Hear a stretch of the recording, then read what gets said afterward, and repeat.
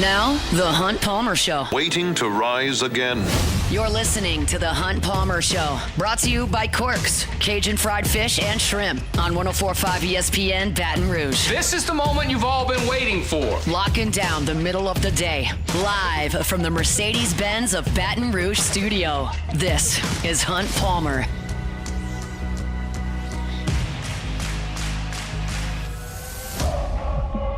Welcome in. Hunt Palmer coming to you from Mercedes-Benz of Baton Rouge studio downtown in the capital city on this Football Friday. That means we're brought to you by Corks, Cajun fried fish and shrimp.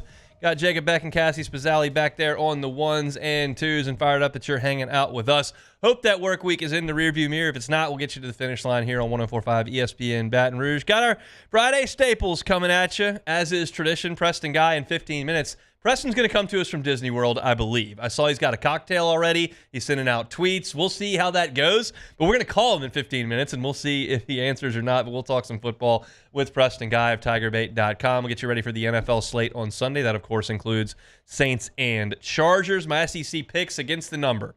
Quite simply put, I am white hot. I cannot be stopped. It's a freight train leaving the station. If you want to get filthy rich, you will follow every pick that I have at 2 o'clock. That's just the way it goes. Or fade them. Whatever you want to do. But we're going to give them to you at 2 o'clock. We've got take it or leave it, of course. And I will give my final pick, 1, for the Saints at the Chargers, and 2, for LSU at Texas A&M. It is going to be a massive, massive showdown in College Station tomorrow night at 6:30. And that's where we start with your Genesis opening drive. It's time for Hunt's Opening Drive, presented by Genesis of Baton Rouge. We've gotten there. We've broken this game down by just about every angle here. We have certainly spent some time talking about LSU's newfound ground game that was very, very effective in Fayetteville, Arkansas. They've run the ball more in these hostile environments in South Carolina and Arkansas than they have in any other game this year. Garrett Nussmeier has been held under 300 yards passing in both of those games, but LSU's rushing attack has been very good, and LSU's been extremely efficient offensively in both of those games. Turnovers limited them in Columbia, but they were really good. Maybe some red zone issues in Fayetteville, but they've moved the football with the ground game on the road for sure. We've talked about LSU trying to stand up to Le'Veon Moss in this really good and productive Texas A&M ground game. We've talked about Connor Wigman being good one day, bad the next. We've talked about a lot in this game. And quite honestly, I will lead the show here, and we'll get to the pick 2 hours from now, and you'll see kind of where I finally fall in this game. But as I analyze this game, I do favor LSU on the football field. I think LSU's got a better team. I think they've got a better quarterback. I think the defense for LSU is making significant strides. I think that LSU is really good on the offensive line that may neutralize some of the strength that A&M has on the defensive line. Like, I like LSU on the field. But this game's not played in Baton Rouge. This game's not played in Miami. This game's in College Station. And I realized that LSU went into a hostile environment in South Carolina and won. And I realized they went into a hostile environment against Arkansas and won. But this one will be every bit that and more. We can make fun of Texas A&M's yell leaders all we want. You can make fun of the midnight yell practice and all the hokey stuff that they do, and that's all well and good. They still pack that place with 105,000 people, and it's loud. And it's going to be loud on Saturday. And that, I think, is the biggest advantage that Texas A&M has in this game. Now, we talked to Josh Williams and Garrett Nussmeier earlier this week, and I wanted to kind of hear about what they do pre-snap in these environments, because keep in mind, like, Garrett Nussmeier had never dealt with anything like this until Columbia, South Carolina. Yeah, high school football is fun, and Texas has a lot of fans relative to other high school football events, but I'm pretty sure crowd noise is not really an issue when you're the high school quarterback. And yeah, he went in there on the road against Alabama last year, but it was desperation time. Yeah, he played in the second half against Georgia in the SEC championship game. That was kind of desperation time too. He had not seen a hostile road environment in the Southeastern Conference until South Carolina. This is kind of new to him. And I asked Josh Williams, what's Garrett like when you get into these environments that are really loud and he's the leader of your offense? Garrett's very calm. He may move around a lot, but he's very calm, very collected. he doesn't really give us any doubt. At least for me, I don't have any doubt when I'm on the field with Garrett. He's very loud, very demanding of the O-line. I like it. He gets us going out there. He gives us energy, and you can feel his energy on the field. He's not shying away. He's getting calls from the coaches. So I think he's a great leader. I think he's doing exactly what we need him to do, and I think he just needs to continue to lead us as a team. He's clearly the alpha out there, and it's been interesting from afar. Obviously not at practice in the huddle, and obviously not on the field in the game, but from afar to kind of watch Garrett Nussmeier's evolution into that guy. Because when he got to LSU, he was a youthful, exuberant, fun-loving guy at practice. We would see some of the spring practices and early in fall camp. He was throwing touchdown passes. He'd be running down the field, going crazy, jumping up, screaming at people. He looked like a kid out there. And he has kind of morphed over his 3.5 years in Baton Rouge as to very much more of a mature, measured, steady presence. And Josh Williams used the word demanding with the offensive line. There's some authority that goes into that. It was all fun-loving right when he got to campus at LSU, and that's fine. He was the backup quarterback and probably wasn't going to play very much. But that personality has changed a little bit to the outside view, and I've been fascinated by it. So I asked Garrett Nussmeier, like, okay, what is pre-snap like now that you've been into two of these really loud environments? It's definitely going to be loud, This is a loud stadium, but, it's just about communication, It's easy when you're at home and, fans are on your side, so nobody's making noise. You can easily communicate. And, on the road, it's just about, communication, just getting up, getting close to the tackles, making sure everybody hears, reiterating the calls to the back, things like that. And so I think that'll be huge for us this weekend is our communication, making sure that we're talking and getting things corrected the right way with communication. They have done a good job of that as far as the communication goes. You don't see a lot of panic, a lot of guys unsure of where to be, arms being held out, motioning from one side of the line of scrimmage to another with wide receivers who are confused, the back changing side. Like, you haven't seen much of that against South Carolina or Arkansas. What you did see last week, obviously, were the pre-snap penalties. And we did ask Garrett Nussmeier about that on Tuesday, and he talked about how, yeah, we acknowledged it, but we're not going to freak out about it. It's not something that's cropped up every single week. I would push back a little bit on that. This is Hunt talking, because Will Campbell, it does seem like, has been flagged for an inordinate amount of false starts this year. But on Saturday, it was just inexcusable. And I gave you kind of my diatribe on that earlier in the week, where I said, look, loud is one thing. And if you are late getting off the ball because you don't hear it, or you miss an audible or miss a protection, or somebody's in the wrong place because nobody can hear, I get that. That's the crowd very much being involved in making things difficult on you. What I don't understand is the consistent false starts. One, okay, yeah, you're getting a little antsy there, but 6 of them in the first half, that's just lack of focus and lack of discipline. That is not because the crowd is overwhelming you. LSU has got to clean that up. They were able, in the first half, to overcome those false starts. Caden Durham, on 2nd and goal from the 22, runs in for a touchdown. Like, you overcame your pre-snap penalties there. But you can't consistently lean on that. You've got to stay ahead of the chains against Texas A&M. Mike Elko is one of the best defensive minds in the Southeastern Conference, especially when it comes to third downs. And if you put yourself in third and distance and allow him to bring pressures and unleash Nick Scorton and all that kind of stuff, you're asking for a little bit of trouble. Once again, I will suggest I'm very confident in LSU's offensive line snap in and snap out. I'm very confident in them in the course of 4 quarters against any front, including Texas A&M. South Carolina got home twice. They created a little bit of havoc in the backfield, sending pressure. Ole Miss didn't have as much success getting to Garrett Nussmeier, but I thought they covered really well in the back end, especially early in the game. But LSU, more often than not, is going to win that battle. It would surprise me a little bit if A&M has no sacks in this game, but I don't expect them to just overwhelm the LSU backfield, kind of like they did against Arkansas for a lot of that game and in some of the Missouri game as well.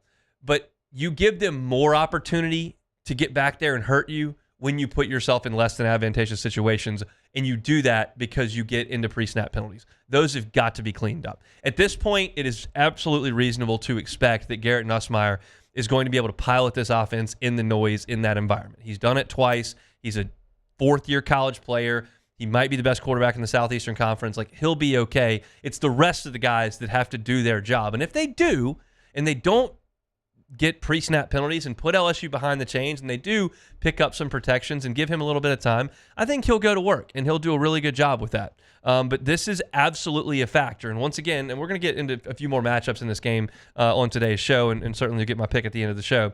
I favor LSU on the field a lot of different places, and I feel like the way I felt last week going into the Arkansas game, that LSU I just thought was better than Arkansas, and I picked LSU to win by 2 scores last week when a lot of people were going, this game's always close, it'll be close again. And I kind of pushed back on there, I don't think Arkansas is that good. This is that to an extent, not to the Arkansas extent, but I do believe that LSU is a better football team than A&M. But it would be foolish of me to dismiss Kyle Field, because guess what? I sat in this very seat on Friday 3 weeks ago. Actually, I didn't. That's not true. I was at Lod Cook for that game. I sat in the Lod Cook seat in the bar for LSU and Ole Miss, and I thought that Ole Miss had a better team than LSU. And I still may think that Ole Miss has a better team than LSU. I'm not convinced of that, but it's a possibility. But Tiger Stadium can't be dismissed, and it was not dismissed that night because it was unbelievable, and it absolutely had something to do with LSU winning the game. And A&M has that card in its back pocket on Saturday. So I think there's reason to look at it from both perspectives. So crowd noise is going to be a big issue coming up in Saturday's game. Preston Guy covers LSU for TigerBait.com. You can certainly find him on TigerBait on YouTube every single Monday. He's here every Friday. Now that we've gotten our Genesis opening drive out of the way, let's talk to Preston Guy coming up next. The Hunt Palmer Show. Genesis of Baton Rouge. You can check out every car on the lot at genesisofbatonrouge.com. When you think Genesis of Baton Rouge, you should think luxury, because it is absolutely a luxury line of vehicles. From the ride, from the aesthetic, from the safety, but maybe not the price. If you hear luxury and you think, that's out of my league, just give them a shot. The odds are, if you're buying a car in Baton Rouge, you're going to spend some time on Airline Highway. There's a lot of dealerships with a lot of options right there on Airline. Well, Genesis of Baton Rouge is one of those. So stop on by, check out their fantastic line of vehicles, work with their sales ambassadors, and get yourself into a Genesis of Baton Rouge. Every single purchase there at Genesis of Baton Rouge comes with a 10-year, 100,000-mile warranty. You can start that process online at genesisofbatonrouge.com, but stop on by Airline and PQ as well. It's genesisofbatonrouge.com. The only thing scary about the deals at Bayou Ford is if you miss out on them, like $15,000 off F-150. Bayou Ford has $15,000 off Ford F-150. All new Bayou Ford vehicles come with a complimentary 7-year powertrain warranty. The crew at Bayou Ford is going to do right by you.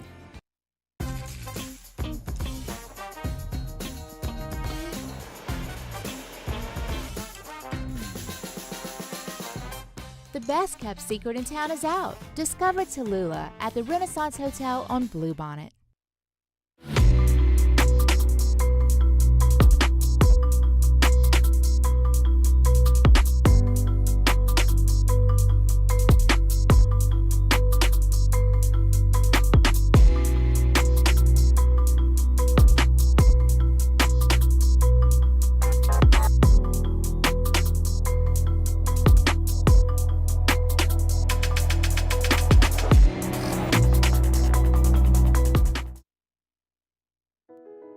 I've been doing business with Luba for 25 years.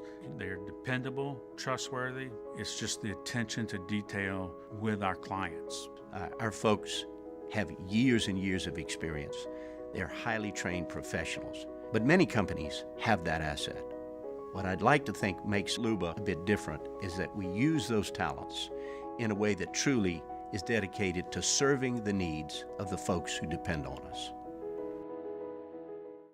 Gulf Coast Office Products is a nationally recognized Savin office equipment dealer based right here in Louisiana. Over 100 employees strong, Gulf Coast has the boots on the ground to support all vertical markets, from education, engineering, legal, and finance. With the latest in office technology, from desktop to production segment units, Gulf Coast and Savin have the perfect fit for you. Call 225-756-2644. That's 756-2644 for Gulf Coast Office Products.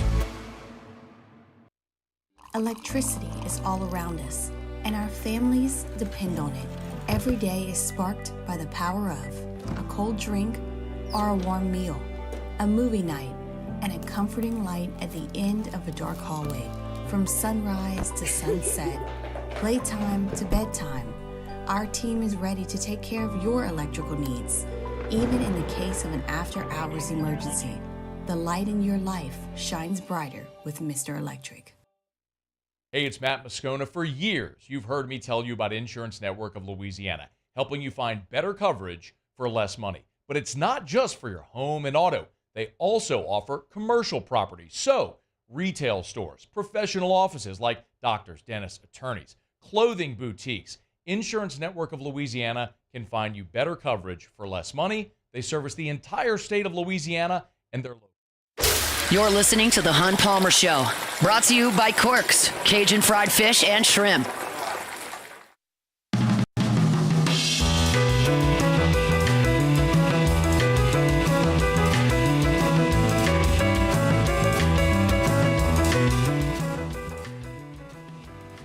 Chugging along here, Friday edition of the Hunt Palmer Show, presented by Corks, Cajun fried fish and shrimp. Looking for a late lunch? Get on by and see our friends at Corks on Government between Foster and Jefferson. I know one guy that's not going to have Corks for lunch because that's just not really in the cards at Disney World. That's Preston Guy, TigerBait.com, who is braving Disney with the family, but good enough to give us a little time to talk some football. Preston, how are we doing? Man, I'm probably doing the best I've ever done for one of these calls. That's good to hear. I saw there appeared to be a cocktail of sorts in that tweet. Are we committing an FCC violation here with blood alcohol content, or what's the deal? Look, man, that's up to you and your radio standards, man. I mean, I never told you I was going to call in sober. You did not, and that's true. So we'll just push off the dock and act like none of that ever happened. But there is documentation on Twitter, so we'll have to see. All right, how impressed were you with LSU at Arkansas on Saturday? Oh, I was very impressed, Hunt. I mean, I thought it was going to be a dogfight. I thought Arkansas was a tough team, what Petrino and that offense can do. And, if it was like a one-off performance, like not clearly something where they're building on elements and improving rapidly, it's a direction of the team that I'm impressed with. If you had laid an egg against Ole Miss and you've been all over the place, I would just say that's just an inconsistent football team. But you've been steadily improving each and every week in a lot of areas. Caden Durham looked really good. That running game, I keep on telling everybody, having a consistent running game where you can run for, I don't know, let's say 4.3 yards per carry like you did against Arkansas, that's the key to unlocking this offense from being good to great. And I think that they're kind of knocking on that door, especially considering, Caden Durham, they say he was 80 to 85% for that game. So I think that this offense is really coming close to turning corner if not already have. I think pre-snap penalties and red zone execution is probably that last little cherry on top before you call this a great offense. But, yeah, no, I was very impressed with that. And, of course, Blake Baker and the defense, the job they've done just continues to be incredible. And they've got a hefty test against a very talented team in a rambunctious environment this week or tomorrow to take care of. They certainly do. How much do they need to lean on that running game on the road? I noted this in my first segment, but they have they've run the ball more in the two true road games than they have in any of the other games. Hunt, I feel like lean on is really a strong word. I feel like they need to have it. It has to be a component of this team. But, I mean, their bread and butter is going to be the passing attack. That's just is what it is. Nussmeier looks like one of the best quarterbacks in the SEC. The receiving core, if they can be healthy, we'll see about C.J. Daniels and allegedly Chris Hilton, but that's their bread and butter is passing attack. I think they're going to need a consistent output from the running game, but lean on kind of implies like that's how you're moving the ball, right? I don't know. I think, can you give yourself 2nd and 6? Can you convert 3rd and 2? That's what you need to lean on your running game for. I don't think you're going to just move the ball. You're not going to do like Ole Miss in 2014 where you run the ball 9 times down the field for a game-winning touchdown on this team. You know what I mean? It's a little different. And one of those against Arkansas, 11 runs on 13 plays to put that game on ice back on Saturday. But your point well taken. They got to. Well, okay. Passing is going to be the backbone. To put the game on ice, right? But not like to put together the game-winning drive like in 2014. Correct. Ole Miss. Yes. They were down 7-3. That's wild to do that. But I give her shit. Speaking of ice, I really don't want any slander this weekend as LSU's rocking the iced uni against Texas A&M blacked out uni. It's a black ice game, and it is magnificent, Hunt, and I will not tolerate It's an your old man embarrassment to both football here. programs. It's an embarrassment to both football programs. A&M looks like lunatics, and LSU doesn't look any better. It's bad. Well, isn't it an embarrassment when LSU basketball rolls out the all-white? They don't. I mean, their basketball teams wear white uniforms. Okay, so the football team does too now. Unfortunately, yeah, they do. We're an alternative school. We're an alternative uniform school. That's what LSU has become. They're not any different than when Southeastern Louisiana wears all yellow baseball uniforms. That's what LSU's kind of reduced themselves to here. But that's fine. The kids like them. And look, I put a tweet out. Most people like them. I'm in the minority. Tradition and classic appeal have no place anymore in 2024. But I'll just have to move forward with it. How big a deal is C.J. Daniels when he's healthy? Well, I think we saw against Ole Miss how big of a deal he was. Because remember, all those comeback routes that Nussmeier couldn't buy one of those. And that's kind of become the signature staple of this offense is that short or intermediate passing game. And Ole Miss was shutting it down. And then against Arkansas, you saw just how good C.J. Daniels was at those. And it was just invaluable to make those tough catches coming back. I think that's an element he adds. So I think he is very important. I don't think he's going to be, the difference between winning or losing a game. I mean, maybe in a tight game for sure, but I do think that, LSU has other receivers in place. There's things Chris Hilton does that other receivers can't do, such as like stretching the field, and that adds an element. Now, whether or not Nussmeier can actually hit him on a deep ball, we'll have to see because his deep ball admittedly has been off this year. It's been one of the very few disappointing aspects of his game this year, but everything else I'd say he's exceeded expectations a good bit, so I don't want to spend too much time on that. But, he's certainly a piece you want to have, and I think all you have to do is watch the film between Ole Miss and Arkansas, and you see, okay, that's where he's very valuable. All right, let's flip things over to the defense. How big a deal is it that they held Arkansas to 10 points, and how much credit do you give them for that? Very big deal. Do you think this defense a year ago was holding any SEC team to 10 points? Any SEC team with a pulse? No. Like that. No FCS team with a pulse. Yeah, I guess the with the pulse is doing some heavy lifting there. But anyways, this defense, Hunt, I was looking for where they rank in scoring defense all of a sudden. And for the first time in over a year, I was able to look on the first page of the NCAA site that has, 50 per page. They're ranking 35th in scoring defense. And as they're getting into SEC teams and playing tougher games, they continue to improve. That's the crazy part to me. So, exceptional job for Blake Baker. And then you have to go take a look in Columbia, Missouri, and look at how that defense is taking a big step back. And you have to really think, man, they really did something with this hire here. And you have to be excited for what they're going to do once they get their guys in, because right now they've got guys who were just non-factors last year. One of the points I made was Whit Weeks and Braden Swinson were both on the team last year playing for that historically bad defense. Now they look like All-American. Coaching matters, and that's what we're seeing with this unit. Do you like their chances against Texas A&M's run game? The Aggies are gonna push that heavy. Yeah, no, it's definitely going to be something tough to stop. At this point, though, I feel like LSU's ability to stop the run is probably a little bit stronger than its ability to stop the pass. It's going to provide some challenges, particularly A&M has a good offensive line. They got led by Chase DeSantis down there, who a lot of people forget LSU really wanted Chase DeSantis, man, and he's panning out really strongly for them. I think the challenge is going to be the offensive line more so than the skill guys, because I think talent-wise, this defensive line is playing way above its pay grade right now. And credit Kevin Peoples and Bo Davis with that.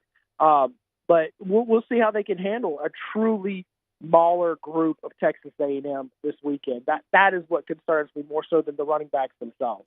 While you were on the Tower of Terror, A&M announced Chase Basantis out this week with a high ankle sprain, so he will not play at left guard. It's going to be either true freshman or junior Cam Dewberry there at left. Well, that helps left a guard. lot, doesn't it? It does, yeah. I think that everyone suggested that was a pretty big deal. So as far as Connor Wigman goes, what's your plan if you're Blake Baker? We've seen really good Connor Wigman against Missouri. We've seen him be atrocious against Notre Dame and Mississippi State. What's your plan if you're Blake Baker?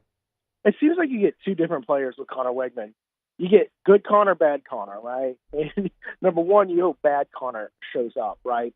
But when he's on, remember LSU 2 years ago went to Texas A&M, and Connor Wigman was just otherworldly good in that game, right? So, it's just one of those things where you got to really keep him in check and do not give him time to throw. Because I don't think it's ever been an issue of does he have enough talent to sit back there and throw the ball accurately, right? I mean, he's a five-star guy, all the talent in the world. You see that. It's his decision-making under pressure and ability to identify open receivers where he's tended to struggle. So I think if you get after him with Braden Swinson and Whit Weeks and company and put some pressure, trust your guys in one-on-one coverage for the first time in a long time, you've got corners and safeties who are actually taking care of business when they're on an island. So take advantage of that. Put Zy Alexander out there and make him make a throw. Make him where if the ball's going to be complete, it's because he threw a perfect pass on a corner in coverage. You know what I mean? Do not let him get comfortable and sit back there and throw all day. That is my key. All right, how do you think it goes on Saturday night? Do they get it done? Yeah, I think LSU's the better team. I actually think LSU is the better team by a good bit based on how they're playing recently, both A&M and LSU. I looked at A&M's schedule overall, and of course the one game you look at where you're really impressed is Missouri, but I think that's more of a statement of how bad Missouri is. I'm not a huge believer in Texas A&M this year. I think LSU's a good bit better. However, this environment's a rough one. This is the second straight SEC road game for LSU. They're going to be 105,000. This is kind of their Super Bowl this weekend. So prepare for the worst. I think LSU does take care of business. I take LSU win by about 7 points. Enjoy the big mouse. We'll talk to you next week. Thanks, Preston.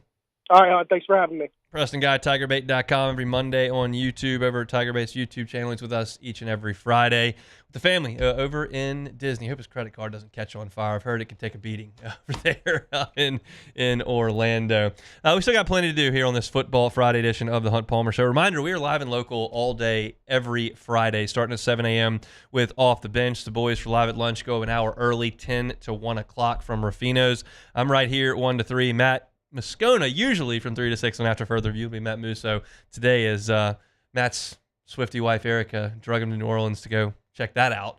But 3 to 6 AFR will be coming at you, and then coming up at 6 o'clock, Louisiana Prep Preview. Be Catholic High in Scotlandville about 6:45, 7 o'clock, and once that one goes final, Louisiana Prep Scoreboard with Cade Wasson and his cast of thousands right here in the Mercedes-Benz Baton Rouge studio. They will get you caught up on all the scores from around the state this evening. So every Friday from 7 o'clock in the morning until about midnight, we are live and local here on 104.5 ESPN Baton Rouge. Take a time out when we come back, get you ready for the NFL slate on Sunday. It is the Hunt Palmer Show. The Hunt Palmer Show. LaBerge, Baton Rouge. You got to make it your game day headquarters all season long. I was there last night for Thursday Night Football. Always a great time. Saints and LSU were out of town this week, so you don't have to go to a game. You can go to the sportsbook and watch all the games, dine and bet inside ESPN Bet at LaBerge. Plus, ask you to sign up for the Cover 5 SEC content. You go ahead and you download the Cover 5 app. Got the Pen Play app as well. Put the promo code in, LABRSEC24, and you can compete against me and a ton of our other listeners as well. I'm in about 24th, so I'm in the top 25 percentile. Got to have a hot week this week. Give you my picks for the SEC games against the spread coming up later on today. If you're not a member, get the Pen Play app today. LaBerge, Baton Rouge, your live sports headquarters. You got to be 21 years or older. Gambling problem? Call 1-800-589-9966 for help. The Windsor Senior Living Community in Mandeville, Louisiana is a beautiful, vibrant apartment community geared towards seniors. They are nestled right in the heart of Mandeville, where seniors live a more carefree lifestyle in spacious apartments with the peace of mind that comes from having a little extra help. Call the Windsor at 985-624-8040 to schedule a lunch and tour. Come see how the Windsor can be your passport to peace of mind. At Luba Workers' Comp, our journey began over 30 years ago with a simple belief. Our clients come first. At Luba, our business has always been focused on people, not policies. Through every success and challenge, we've continued to grow because we've stayed true to our values, committed to providing you with genuine dependability. Because your well-being is more than a priority. It's our purpose.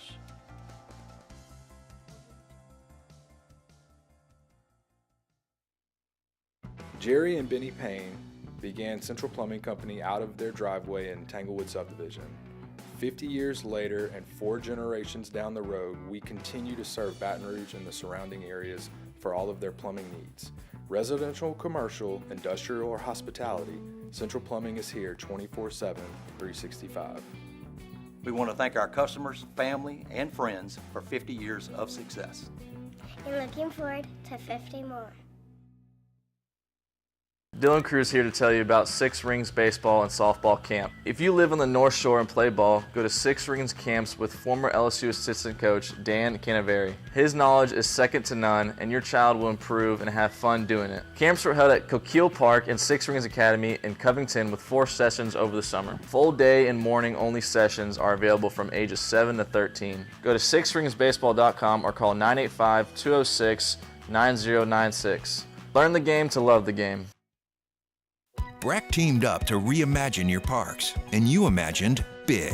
With your help, we went to work, creating 12 beautiful community parks across the parish. A family-sized water park, miles and miles of trails, and parks just for your dogs. There are more places to splash, to explore, to run wild, and even soar. You imagined, we delivered gold. BRAC, your #1 park system in the nation. Gulf Coast Office Products is a nationally recognized Savin office equipment dealer based right here in Louisiana. Over 100 employees strong, Gulf Coast has the boots on the ground to support all vertical markets from education, engineering, legal, and finance. With the latest in office technology from desktop to production segment units, Gulf Coast and Savin have the perfect fit for you. Call 225-756-2644. That's 756. This is the Hunt Palmer Show, brought to you by Corks, Cajun fried fish and shrimp.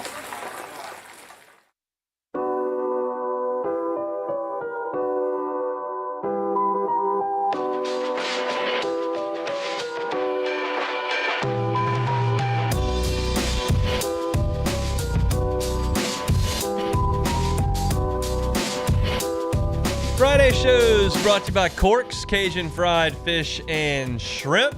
A lot of times I sit in this chair on Fridays and I see the panels that we have here in the Mercedes-Benz Baton Rouge studio, and I just get really, really hungry thinking about the Corks because I got crispy fried catfish on this. There's shoestring fries. I got the shrimp there, like coleslaw, the honey butter rolls. I'm like, God, I really could go for some Corks. I don't really feel that way today because we got Corks. We did. It was great. Really, really good stuff. What'd you have there, Beck? I mean, I had some of the catfish, had some of the shrimp, had some of the fries, hush puppies. I had the whole spectrum, and it was all very good. We got the big haul from Corks. You can check it out on the menu, corksfishandshrimp.com. I ate, Beck ate, Cassie ate. Everybody. Musso Taylor ate. had some. Taylor had some. Yeah, everybody was involved. T-Bob grazed some on the way out of here. It says feeds 4 to 5. That's a lot of people. It fed like 7, and there's still some out there. There is. The big haul, always a fantastic idea and affordable as well. So if you got some people coming over to the to watch the games this weekend, or if you just got like a Hester-sized family that's like just massively huge, just get the big haul that can feed a lot of mouths, and it is all fantastic over there at Corks on Government between Foster and Jefferson. We'll talk Saints and Chargers coming up here in 15 minutes. Got the attendance report up for practice at LouisianaSports.net. Ross Jackson was all over that today. So if you're looking for attendance report on the Saints, you can pull that up on your computer or your phone at the ready, but we'll talk about it a little bit coming up here in about 15 minutes. But right now, let's get you set for NFL Week 7? 8? I can't remember, but we're going to do it either way. Do we have the music? Yeah, I don't know what happened there. Sorry. All right, Tier 4. This is the bad football. There's 3 games in Tier 4 this week that I'm just not too thrilled about. Ravens are at the Browns. The Ravens are really good. The Browns stink. However, there's one interesting matchup in this game. Derrick Henry leads the NFL in rushing to this point, and the Browns have not allowed a single back to go over 67 yards. The Browns made life tough on the Bengals and Joe Burrow last week, but they couldn't score. Now Deshaun Watson's out for the season. It is a little bit interesting to watch Derrick Henry run against this Browns defense, but the Ravens are going to win the game. The Titans are at the Lions. That's 5-1 versus 1-5. That puts you in Tier 4. Amon-Ra St. Brown needs 11 yards to become the Lions' second wide receiver ever to go over 4,000 yards in 4 years. The other one, of course, Calvin Johnson, one of the 2 all-time NFL greats, to just quit right in the middle of his prime because he didn't want to play for the Lions anymore. The Jets are at the Patriots. This is Tier 4 because both these teams stink.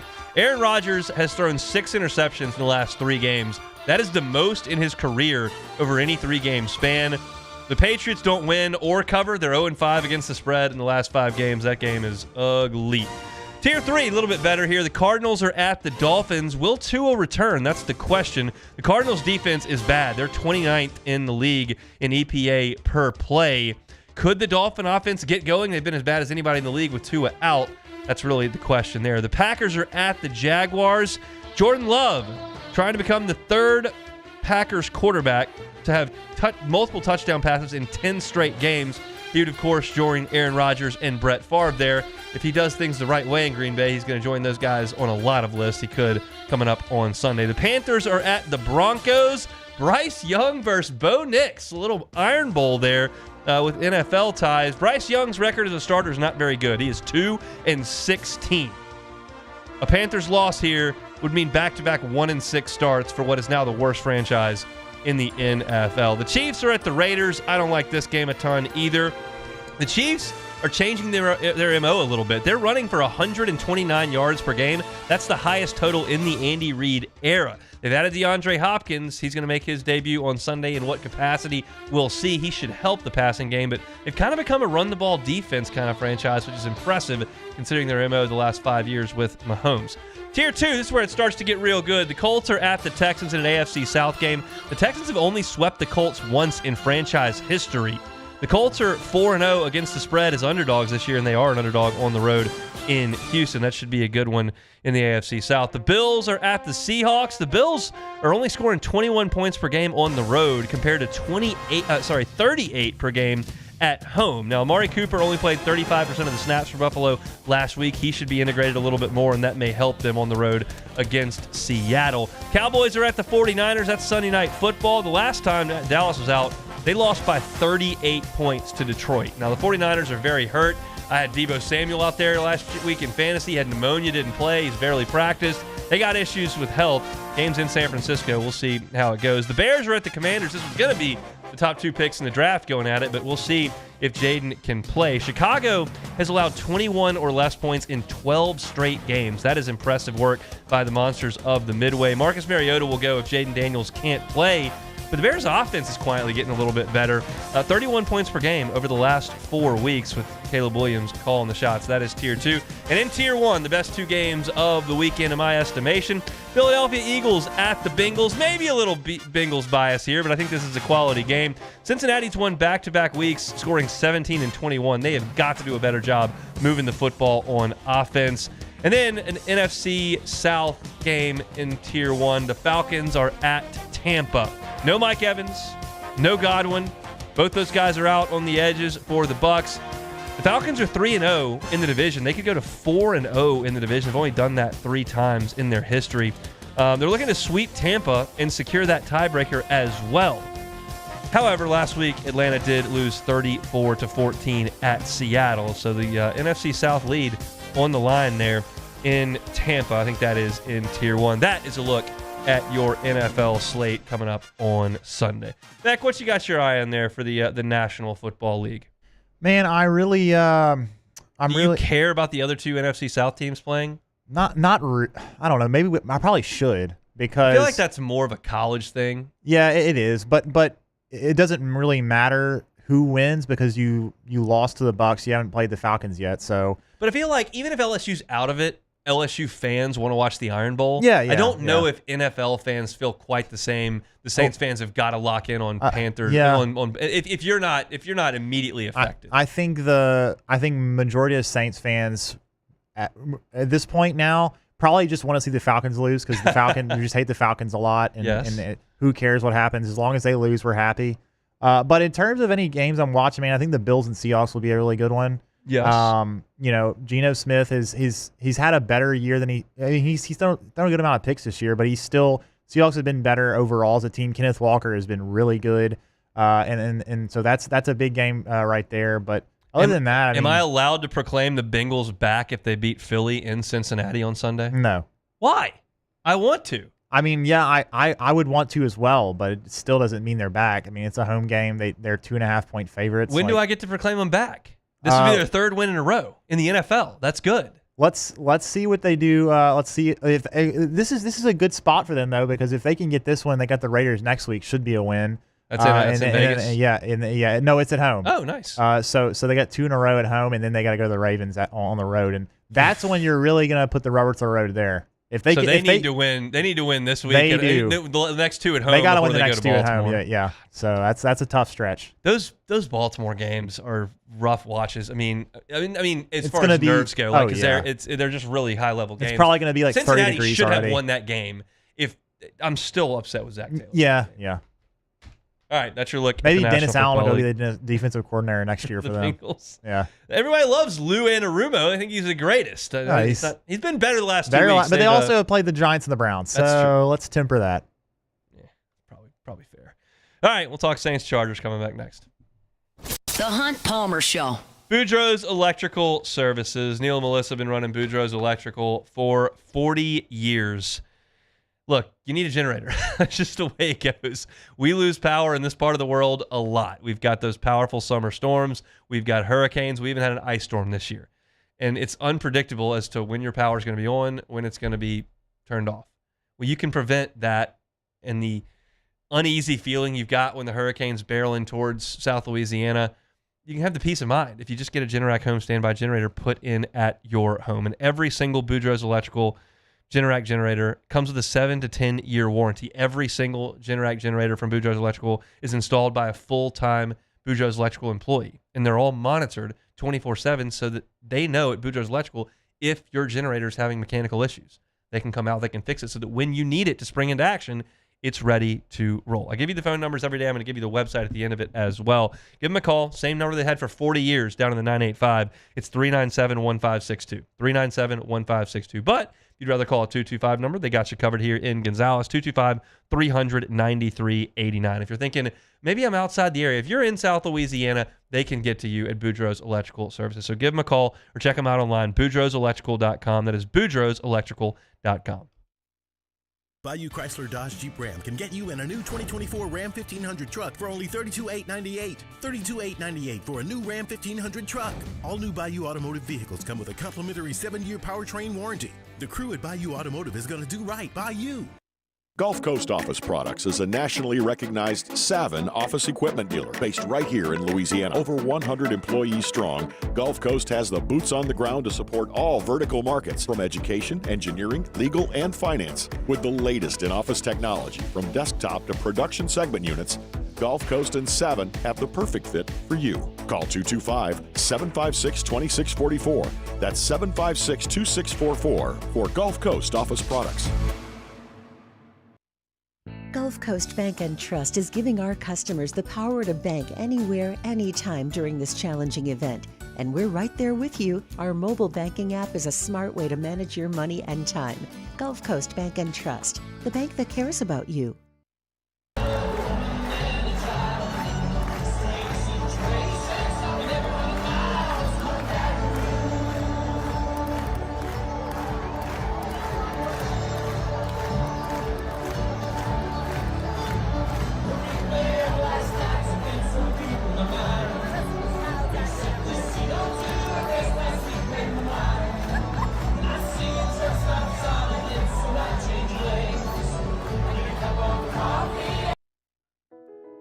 I've been doing business with Luba for 25 years.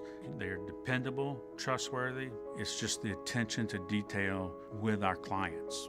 Our folks have years and years of experience. They're highly trained professionals. But many companies have that asset. What I'd like to think makes Luba a bit different is that we use those talents in a way that truly is dedicated to serving the needs of the folks who depend on us. Electricity is all around us, and our families depend on it. Every day is sparked by the power of a cold drink or a warm meal, a movie night, and a comforting light at the end of a dark hallway. From sunrise to sunset, playtime to bedtime, our team is ready to take care of your electrical needs. Even in the case of an after-hours emergency, the light in your life shines brighter with Mr. Electric. Hey, it's Matt Moscona. For years, you've heard me tell you about Insurance Network of Louisiana, helping you find better coverage for less money. But it's not just for your home and auto. They also offer commercial property. So, retail stores, professional offices like doctors, dentists, attorneys, clothing boutiques. Insurance Network of Louisiana can find you better coverage for less money. They service the entire state of Louisiana. You're listening to The Hunt Palmer Show, brought to you by Corks, Cajun fried fish and shrimp.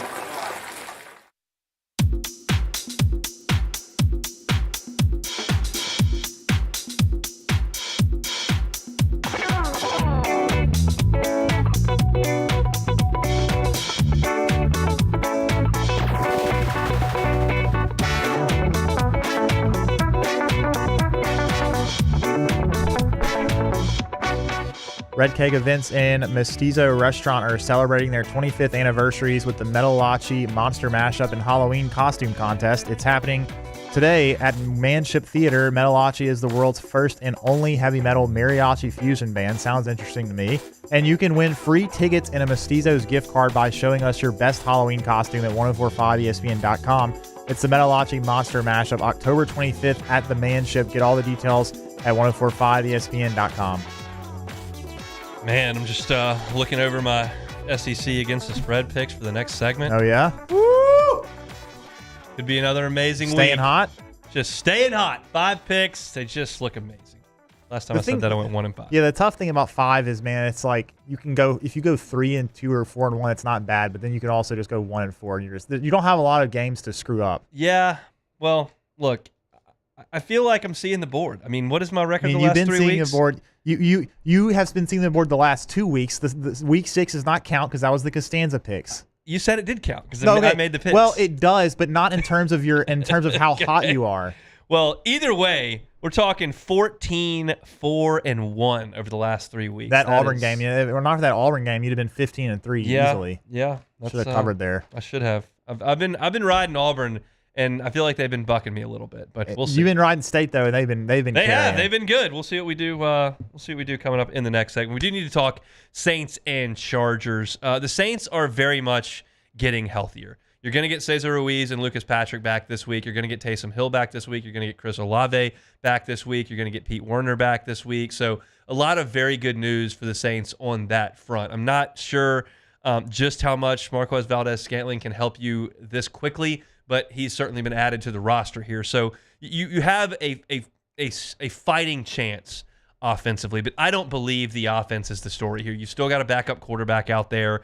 They should be better than they were last week, but the Chargers are pretty good on defense. You're on the road. I'm not expecting a world out of the offense. The Saints defense need to decide if they're going to let this entire season tank or if they're going to show a backbone.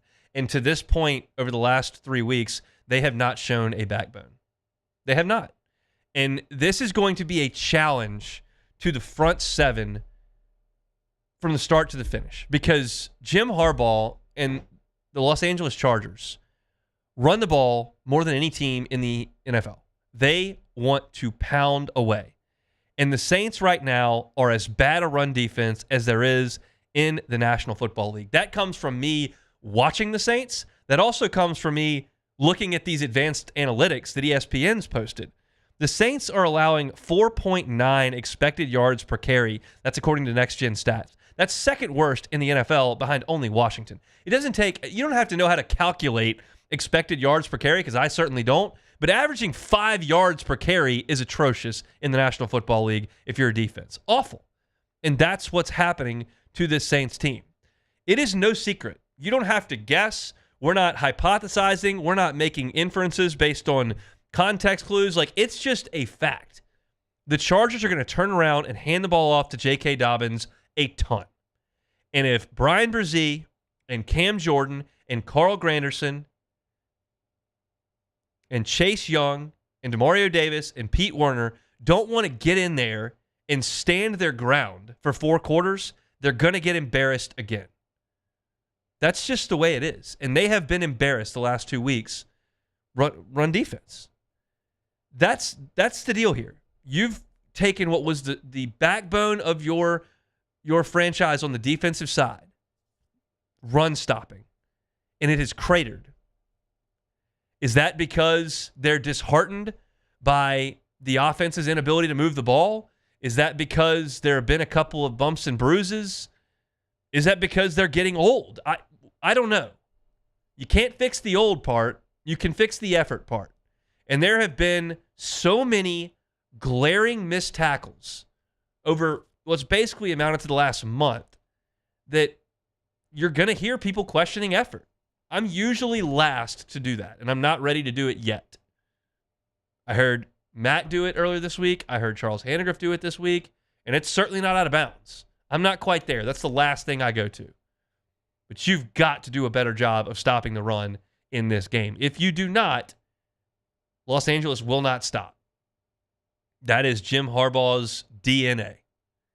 He built a Super Bowl contender out of the San Francisco 49ers doing it. He built a national championship program at Michigan doing it, and that will be his very much intent in Los Angeles as long as he's there. Yeah, Justin Herbert's got a huge arm, and he's a good athlete, and that's a shiny toy that you would think a former quarterback would want to use. Turn around, hand it off, run. And you look at the last 3 weeks, you look at what Denver did, you look at what Tampa did. If you don't show up with a little bit of pride on Sunday, it's going to be tough. And it'll likely signal the end of the season. I think there are a lot that have already given up.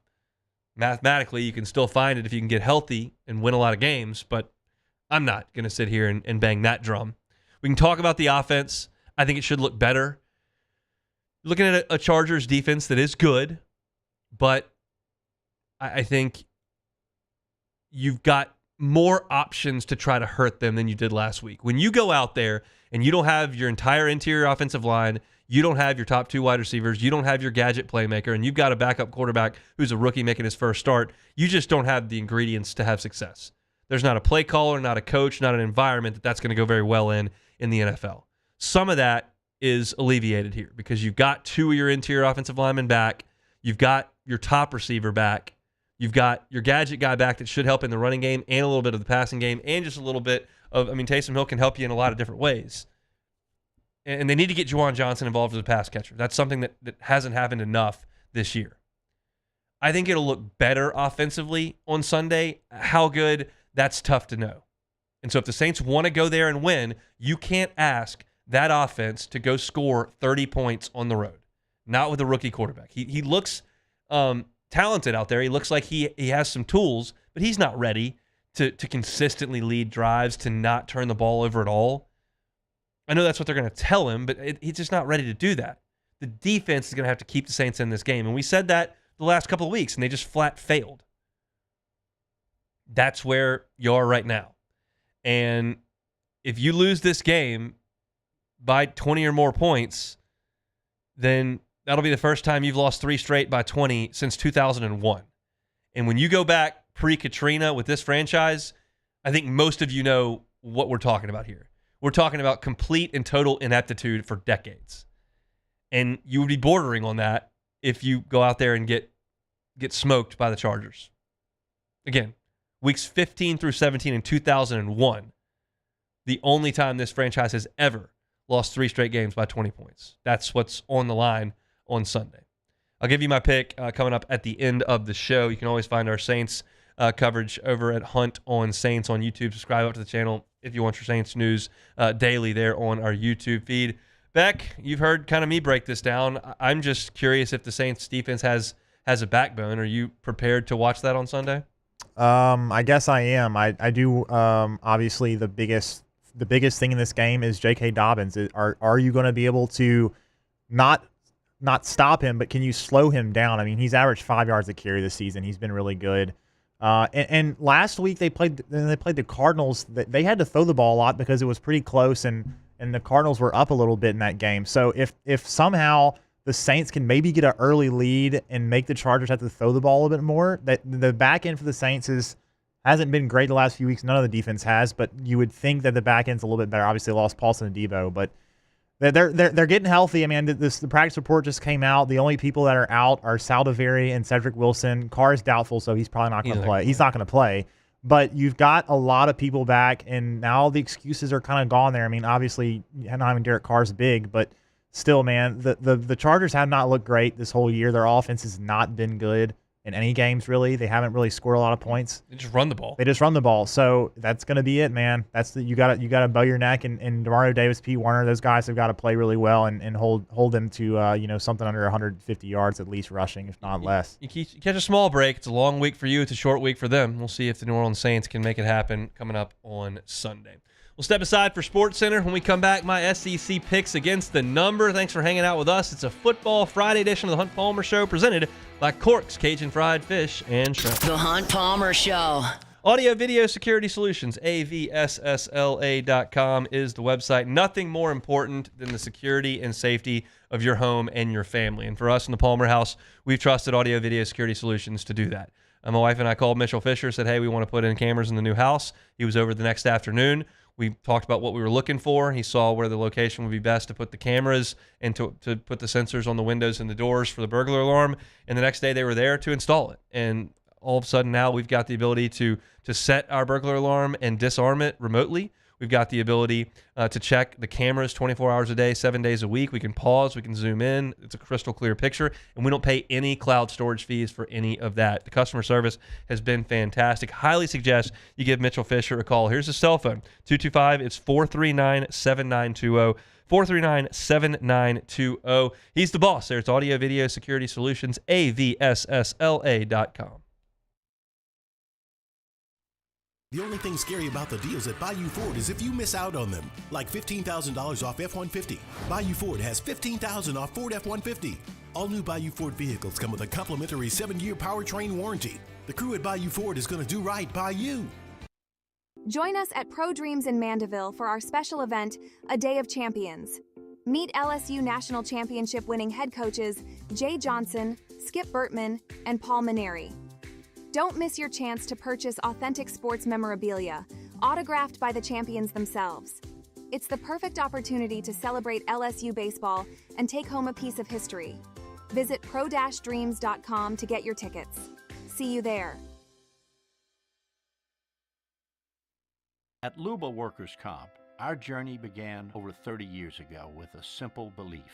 Our clients come first. At Luba, our business has always been focused on people, not policies. Through every success and challenge, we've continued to grow because we've stayed true to our values, committed to providing you with genuine dependability. Because your well-being is more than a priority. It's our purpose.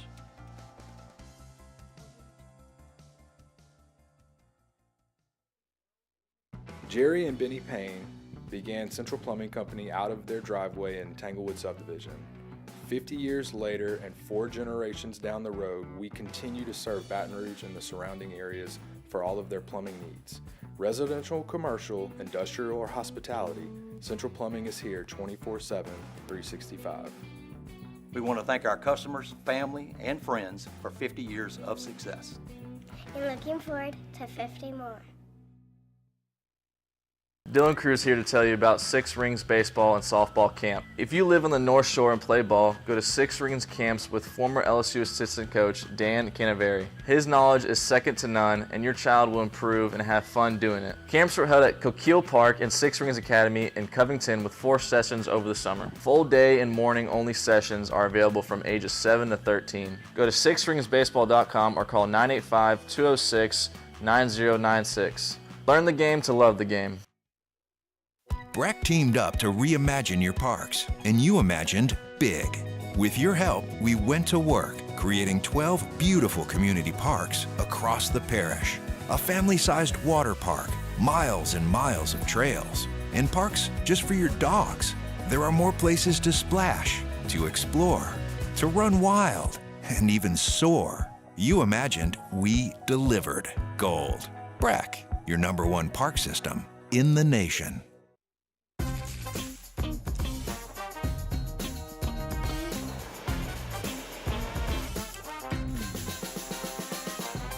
The best kept secret in town is out. Discover Tallulah at the Renaissance Hotel on Bluebonnet.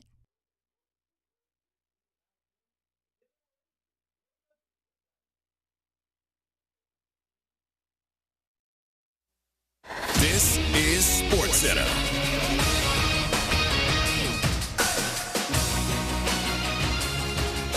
Tagovailoa is cleared to play against the Cardinals on Sunday. Tagovailoa has missed the last 4 games after a concussion. Ravens linebacker Roquan Smith gets a fine of almost $17,000 for an illegal hip drop tackle on Buccaneers wideout Chris Godwin Monday night. On that play, Godwin dislocated his left ankle. Game 1 of the World Series tonight in Los Angeles. Garrett Cole starts for the Yankees, Jack Flaherty for the Dodgers. ESPN's Doug Glanville says starting pitching is a big edge for New York in this series. You get to game 3, for example, 3, 4, and 5 or 3 days in a row. If you blow out your bullpen in game 3, you're in trouble because it's going to ripple to 4 and 5. And so starting pitching prevents those cascading effects. And that is the advantage of the Yankees. So if they're going to win, they certainly need to win tonight with their ace on the mound. Doug Glanville, coverage of Game 1 starts at 7 Eastern here on ESPN Radio. ESPN's Shams Charania reports Pelicans guard DeJounte Murray will be out 4 to 6 weeks. Here's one stat that's super simple to remember. Discover automatically doubles the cash back on your credit card at the end of your first year with Cashback Match. With Discover, you could turn $150 cash back to $300. See terms at discover.com/credit card. Now, The Hunt Palmer Show. Waiting to rise again. You're listening to The Hunt Palmer Show. Brought to you by Corks, Cajun fried fish and shrimp on 104.5 ESPN Baton Rouge. This is the moment you've all been waiting for. Locking down the middle of the day. Live from the Mercedes-Benz of Baton Rouge studio. This is Hunt Palmer.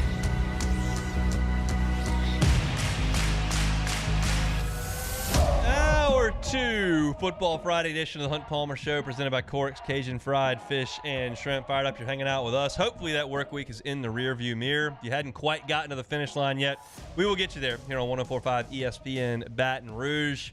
Talking some LSU and A&M in the next segment. We'll have my pick for LSU and A&M, plus the Saints and the Chargers coming up at the end of the show. Going to play a little take it or leave it as well. But as we look back over recent weeks, my SEC picks against the spread, we've been hitting heavy. We are 14-4-1 over the last 3 weeks. For the season, 38-33-1. Hit a little rough patch there. Week 2, 4-8. Week 4, 4-5, and then a real bump in the road in week 5 with a 1-4. We dropped to 5 games under 500. We are now 5 games over 500. So we're moving in the right direction.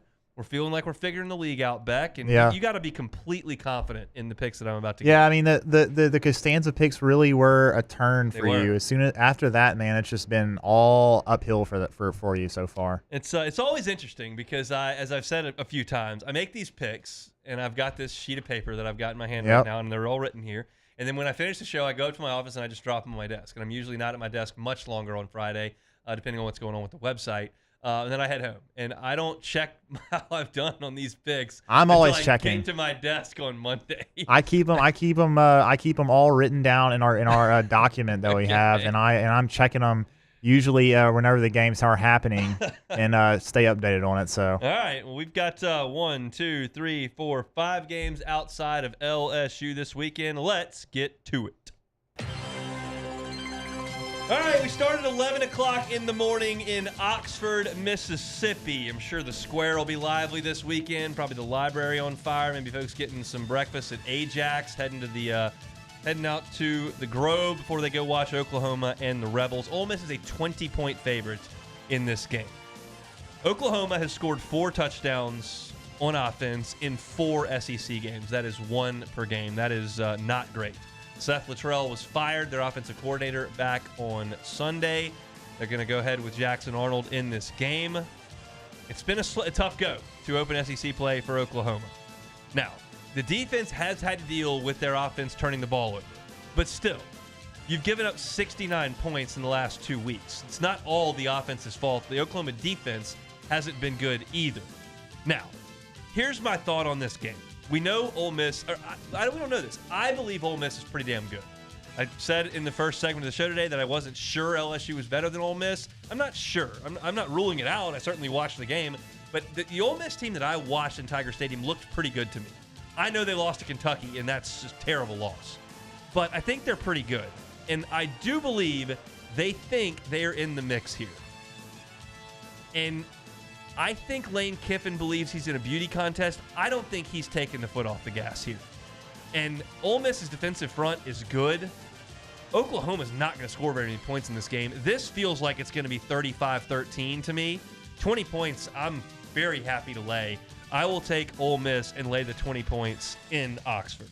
11:45 start from Starkville, Mississippi. We'll stay in the Magnolia State. Arkansas headed down to play Jeff Levy's Bulldogs. Mississippi State's playing okay on offense. Their defense has allowed 41 to Toledo, 45 to Florida, 35 to Texas, and 41 to Georgia. I'm just not sure, though, if Arkansas is a great team. We scouted them all last week, certainly saw them up in Fayetteville last week. I think State's going to fight. Jeff Levy wrote a letter to the Mississippi State students saying, you've been awesome this year. We still need you, even though we're 1-6. Come on out and support us. I think the crowd will be there in Davis Wade coming up on Saturday morning. And I don't know that Arkansas is all that good, quite honestly. I think Mississippi State's going to win a conference game somewhere. I think it may come this week. I will take Mississippi State in the 6 points at home. They may get it outright, but I will take them at home. I just don't love Taylor Green. Sorry. 2:30 kickoff from Tuscaloosa, Alabama. Gillettes, The Strip, Bryant-Denny Chimes, all that. Rama Jamma, it'll be going. But they've got 2 losses before November for the first time since 2007. Missouri stinks, though. Connor Cook not playing. Don't think they have their running back either. That should be enough for Bama's defense to show up because they haven't been very good. You're talking about a Missouri team that scored 21 on Auburn, 10 on A&M, and 27 on Boston College. 17 seems so light here for Alabama. Like, it just seems like Alabama's going to annihilate Missouri. I'll take Missouri in the 17 points. That's what I like to hear, Hunt. I like to hear that. That doesn't seem right to me at all. I do. We will swallow 17, and maybe Coach Drinkwitz has got something up its sleeve. We'll see. 3:15, Texas at Vanderbilt. What is Anchor this game? down, Hunt. What is this game? 18.5 points. I still think Texas is very good. And they're very good against the run. Even Georgia only ran for 3.6 yards per carry on them. Pavia is very different, though, than Beck and Etienne in that Georgia backfield. It's going to be a different type of challenge for Texas's running defense. I think Quinn Ewers needs a bounce back here, and I think he'll play well. But 18.5 is a lot, man. That's a lot of points. Especially for a Vanderbilt team, Hunt. Well, look, I could see Texas winning the game 45-7. I could, but I don't think that's going to happen. I'll take the 18.5 points with the Vanderbilt Commodores. Good stuff, Hunt. Good stuff. I've been baptized in Vanderbilt lore. Beck has brainwashed me here. I cannot believe I'm betting on Vanderbilt in a football game against Texas. But here we are. That's what I got. Then Auburn's at Kentucky. This game is disgusting. This game is gross. I don't want to watch this game. I don't even want to know this game is being played. And I won't, because I'll be watching LSU and Texas A&M at right about the same time. But these two teams are not aesthetically pleasing at all. Kentucky's all over the place. They're awful against South Carolina. They're great against Georgia. then they're great against Ole Miss, and they stink against Florida. I don't know what to make of Kentucky there. I do know that Auburn cannot win. They led in the fourth quarter against Missouri and lost. They led in the fourth quarter against Oklahoma and absolutely choked that game away. Awful pick six that gave that one up. Kentucky can't score. They've got a worse scoring offense than Oklahoma. Say that out loud. Worse than Oklahoma. Oklahoma just fired their coordinator before Halloween.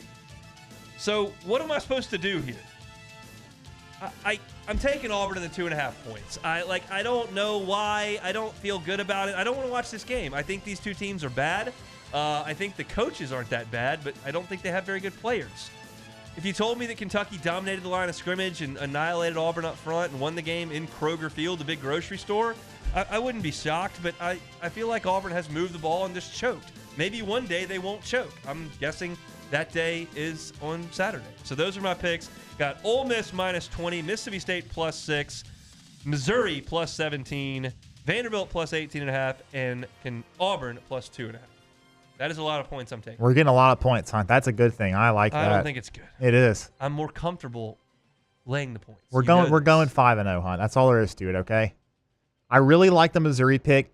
I really like it. I really do. That game is going to be 50-7. No, that's why, because we haven't really seen that. I mean, the Missouri Texas A&M game was the only one where it was like, wow, this is a blowout. At least from what I'm remembering right now. But there's been so many games this year. You know what? Changed pick. Bama. Oh no! Come on, Hunt. 17 officially bang the gavel. Okay, fine, whatever. I'll change. I didn't even have that planned. I hate it so much. I can't do it. Like, what is Missouri supposed to do? They have no quarterback and no running back. They're just going to hand the ball. They're going to snap it to Luther Burden. That's the thing, though. I mean, they haven't really got him involved a lot this year. It's been really weird. It's not going to happen on Saturday. I think Bama's going to be a little angry, a little cranky. Coach DeBoer might wear a T-shirt, might not. You never know. And they got to do something. So I changed the pick. I'm going with Bama minus 17. I can't take Coach Drinkwitz and his terrible team with no quarterback and no running back. They're awful, and that's going to be part of the theme coming up when we talk about A&M. We'll see how it goes. So, I mean, Missouri, A&M beat them by 1,000,000 with Connor Cook.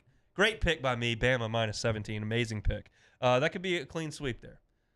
Either way, not anymore. Now it's 4-1. Either way, we're gonna have a lot to chew on from that game coming up when we talk about these games coming up on Monday. Want to get you caught up on our broadcast schedule for tomorrow. Do this every single Friday. If you want to get ready for LSU and Texas A&M, kickoff from Kyle Field coming up at 6:30 tomorrow. So that means at 1:30 it'll be Charles Handegriff and Matt Musso from Rouse's, Burbank, and Lee on Eagle 98.1 Game Day. That is 5 hours before kickoff. They'll go for 3 hours before they hand it off to me with the LSU Sports Radio Network. Myself, Brandon Taylor, Marlon Favorite. We'll have the pregame show on the network, getting you ready for kickoff.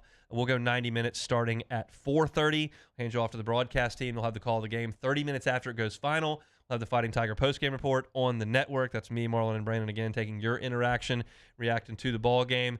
And then 90 minutes after the game goes final, it'll be Charles Handegriff and Richard Dixon right here in the Mercedes-Benz of Baton Rouge studio taking your phone calls after LSU and Texas A&M. That line's been moving back and forth this week. I've got to sneeze. Here it comes. There it is. There it was. Bless you. That's just not what we look for in the middle of a radio segment. But thanks for the cough button for sparing the people all of that.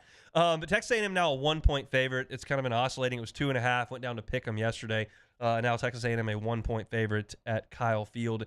Matchup of the last two unbeatens in the Southeastern Conference. So let's preview that game a little bit more coming up next. The Hunt Palmer Show. Genesis of Baton Rouge, genesisofbatonrouge.com. Every single model in the Genesis line, from their entry level to the highest end model, comes with the same safety features. Their entire line was an IIHA top safety pick. Some of them were top safety picks plus. Obviously, when you purchase a new vehicle, you care about what it looks like. And the Genesis line of vehicles is exceptionally sleek. You care what they drive like, but certainly safety is right there at the top of most people's list.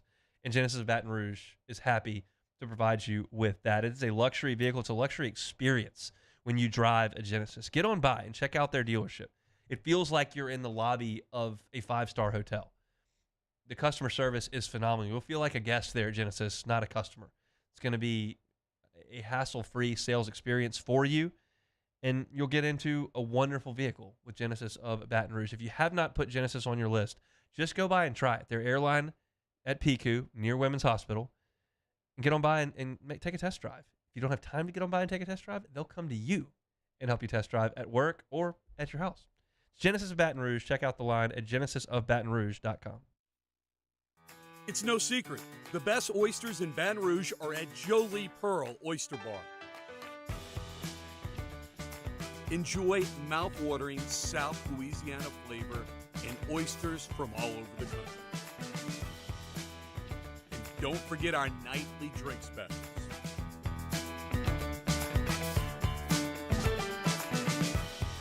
Jolie Pearl Oyster Bar, located in downtown Baton Rouge.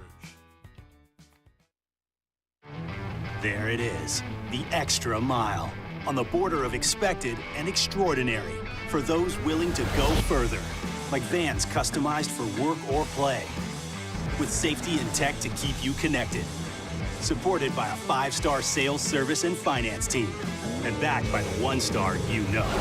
So go the extra mile. It's never crowded because so few have what it takes to go there. Mercedes-Benz Vans. Gulf Coast Bank and Trust is giving our customers the power to bank anywhere, anytime during this challenging event. And we're right there with you. Our mobile banking app is a smart way to manage your money and time. Gulf Coast Bank and Trust, the bank that cares about you. I've been doing business with Luba for 25 years. They're dependable, trustworthy. It's just the attention to detail with our clients. Our folks have years and years of experience. They're highly trained professionals, but many companies have that asset. What I'd like to think makes Luba a bit different is that we use those talents in a way that truly is dedicated to serving the needs of the folks who depend on us. Breck teamed up to reimagine your parks, and you imagined big. With your help, we went to work, creating 12 beautiful community parks across the parish. A family-sized water park, miles and miles of trails, and parks just for your dogs. There are more places to splash, to explore, to run wild, and even soar. You imagined, we delivered. Gold. Breck, your #1 park system in the nation. Electricity is all around us, and our families depend on it. Every day is sparked by the power of a cold drink or a warm meal, a movie night, and a comforting light at the end of a dark hallway. From sunrise to sunset, playtime to bedtime, our team is ready to take care of your electrical needs. Even in the case of an after-hours emergency, the light in your life shines brighter with Mr. Electric. The only thing scary about the deals at Bayou Ford is if you miss out on them, like $15,000 off F-150. Bayou Ford has $15,000 off Ford F-150. All new Bayou Ford vehicles. This is the Hunt Palmer Show, brought to you by Quirks, Cajun fried fish and shrimp.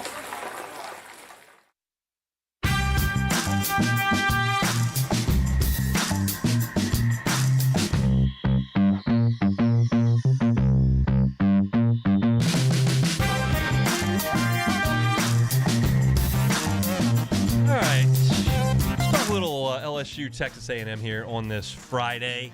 I'll get y'all a little peek behind the curtain here at my creative process. I'm a content creator at this point. I was in sales for a while, but now we just do a 2-hour radio show and we write for LouisianaSports.net. And so I'm just constantly looking for ideas on content. And one of the things that I do when looking for show segments and stories to write on the website is sometimes I'll just go to the statistics page and see what jumps.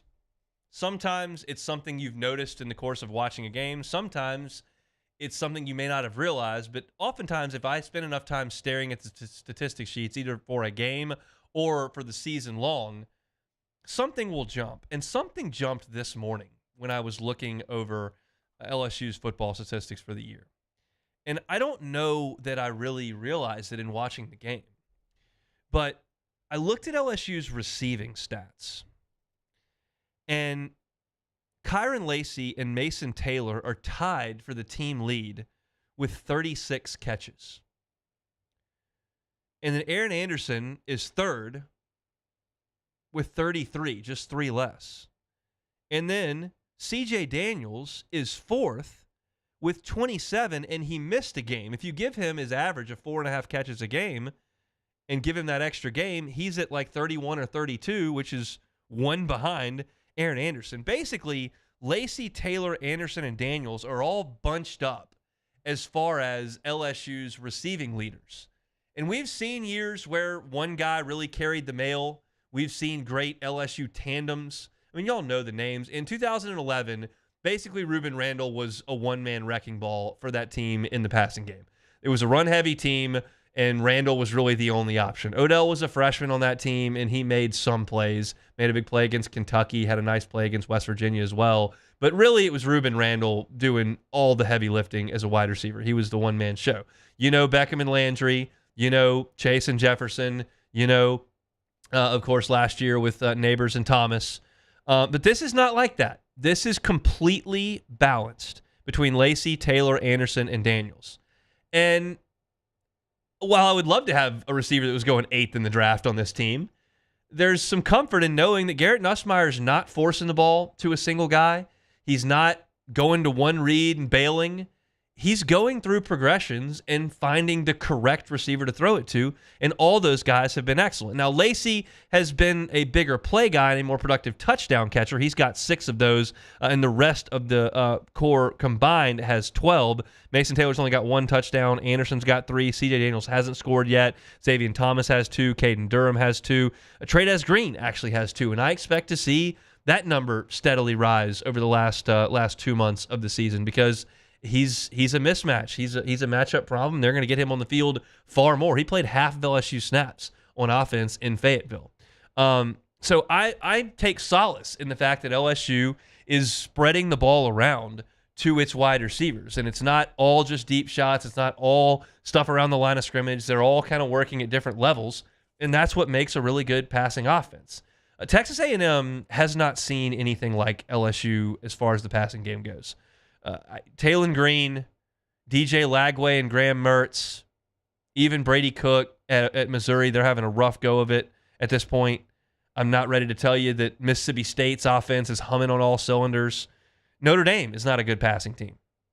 LSU is a step up in class for A&M this week as far as the quarterback goes and the receiving core as a whole goes. And that's a comforting thing. We heard yesterday that Chris Hilton practiced in full on Thursday, and that Brian Kelly said, look, it's not really a pain thing for him. He's ready to go. It's more of a conditioning thing because you don't want to have a receiver who's not been out there practicing full speed, who's not been playing in games. Now he feels a little bit better, then you immediately send him out there to run, and you're going to pull a hamstring or something. Like, it's a conditioning issue for Hilton. I know a lot of people were excited when you heard that Chris Hilton practiced in full on Thursday, but I'll just sit here right now and tell you it would surprise me a lot if Chris Hilton played tomorrow. It would surprise me a lot.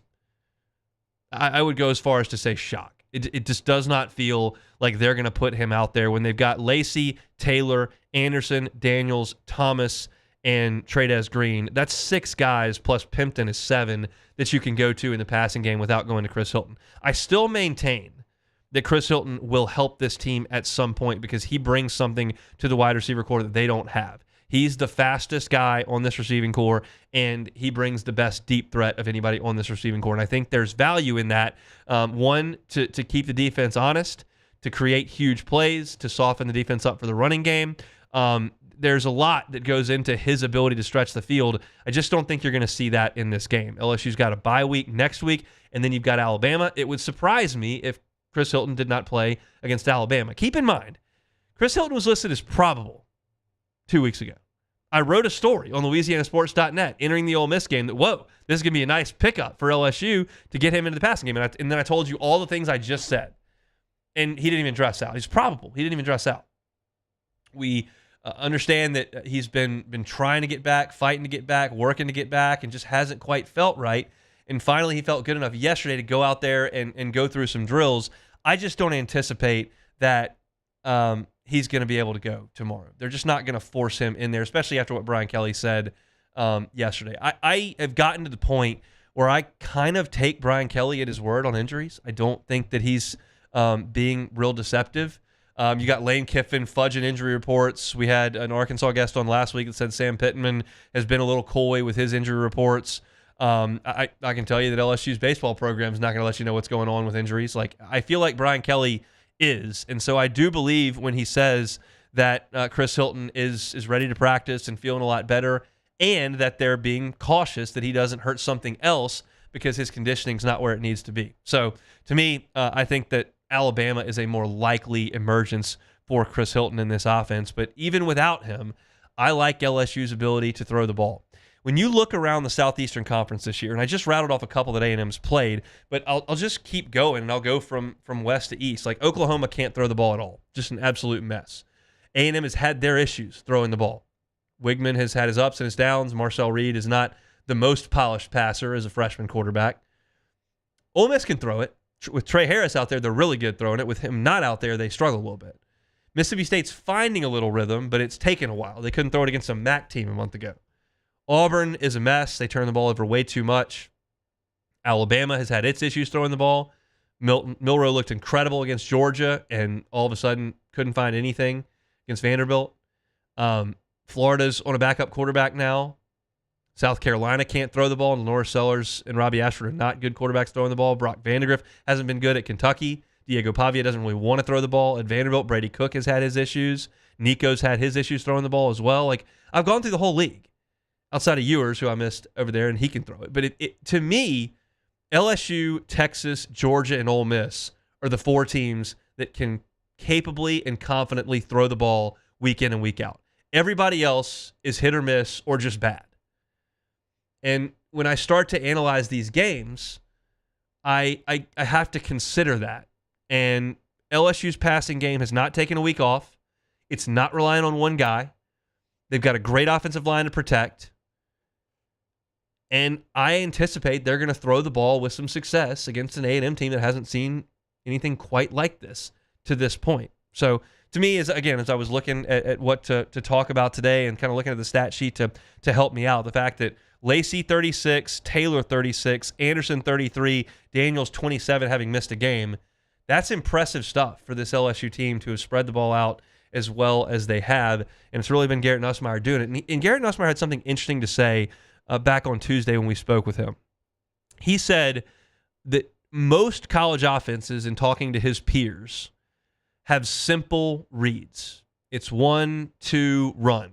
It's read that safety right there, pick one of those two guys. It's simple stuff. And this is a little bit beyond me from an X's and O's standpoint. But Garrett says, we're not like that. We've got a full menu of reads and a progression to get through, and our offensive line's good enough to allow me to do that, and that makes us difficult to deal with because you've got to cover the entire field. We saw Taylon Green last week. How many times did they get him outside the pocket? That is to give him an out. The out's to run, and you've probably got two receivers in a read that you're able to look right at and make that decision. And that's what Bobby Petrino has done for him. And they've been productive doing it, but it's not as complex and not as effective as what LSU does. And then when you look at the statistics and you hear what Garrett Nussmeier has to say, it makes a lot of sense. They are not forcing the ball. And that's the last point here in talking about the passing game. And this was a huge key last week when I talked to you about LSU and Arkansas. I told you if Garrett Nussmeier does not turn the ball over, LSU will win. And I believe that to be the case again on Saturday. If Garrett Nussmeier does not turn the ball over, LSU will be in good shape because they're going to move the ball. Even against that ferocious pass rush of South Carolina, LSU moved the ball. Even against a defense full of mercenary, transfer portal, wealthy guys, they moved the ball on Ole Miss. It was spotty early, yeah, but when they had to have it, they moved the ball. I anticipate Saturday being kind of similar. But as you've heard me talk about in both these segments where we previewed this game, I think there's that aspect of it, and then there's the home crowd and the turnover aspect of it. And if you do turn the ball over and that crowd does get going and your offensive line does struggle to see the snap count and you are late on your get off and then they do get sacks and that feeds the crowd even more, well, you're in some trouble. That's Joe Sloan, Garrett Nussmeier, and LSU's situation entering Kyle Field tomorrow.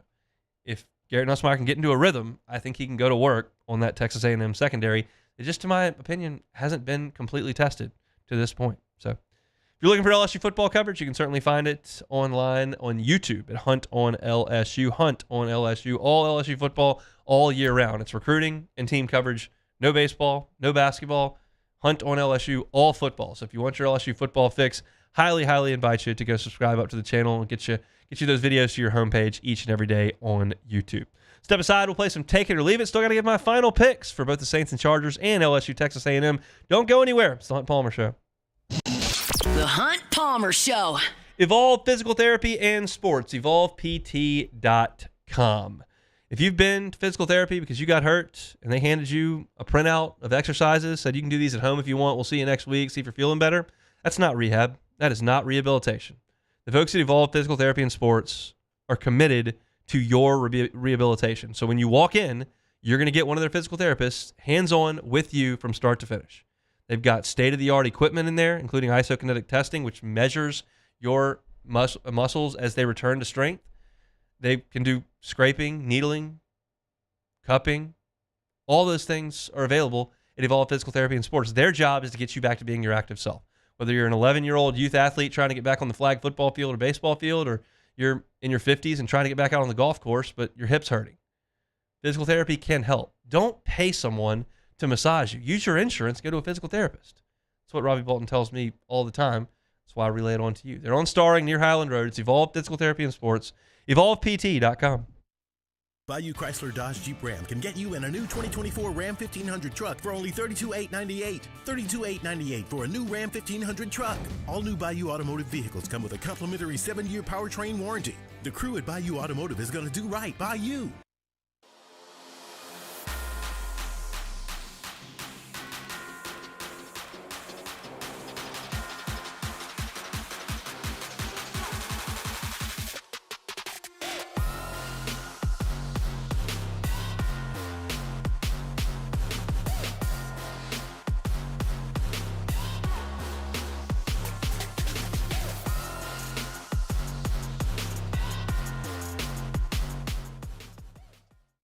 Hey, it's Matt Moscona. For years, you've heard me tell you about Insurance Network of Louisiana, helping you find better coverage for less money. But it's not just for your home and auto. They also offer commercial property. So, retail stores, professional offices like doctors, dentists, attorneys, clothing boutiques. Insurance Network of Louisiana can find you better coverage for less money. They service the entire state of Louisiana, and they're local. So call today at 293-0450 or lainsurance.net. Jerry and Benny Payne began Central Plumbing Company out of their driveway in Tanglewood subdivision. 50 years later and 4 generations down the road, we continue to serve Baton Rouge and the surrounding areas for all of their plumbing needs. Residential, commercial, industrial, or hospitality, Central Plumbing is here 24/7, 365. We want to thank our customers, family, and friends for 50 years of success. And looking forward to 50 more.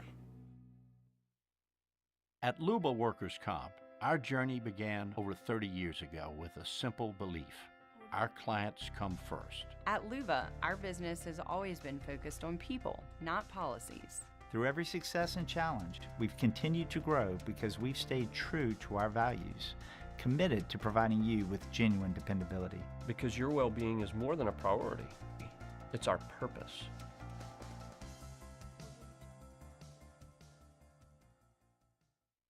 Gulf Coast Office Products is a nationally recognized Savin office equipment dealer based right here in Louisiana. Over 100 employees strong, Gulf Coast has the boots on the ground to support all vertical markets, from education, engineering, legal, and finance. With the latest in office technology, from desktop to production segment units, Gulf Coast and Savin have the perfect fit for you. Call 225-756-2644. That's 756-2644 for Gulf Coast Office Products.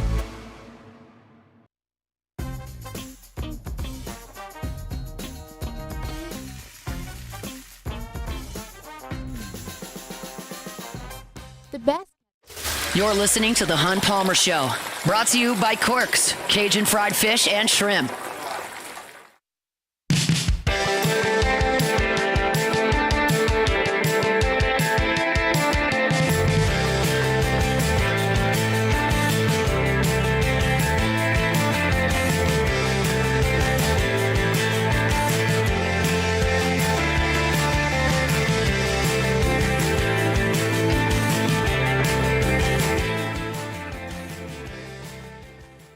Show presented by Cork's Cajun Fried Fish and Shrimp. Check out the menu, corksfishandshrimp.com, as we were talking about earlier.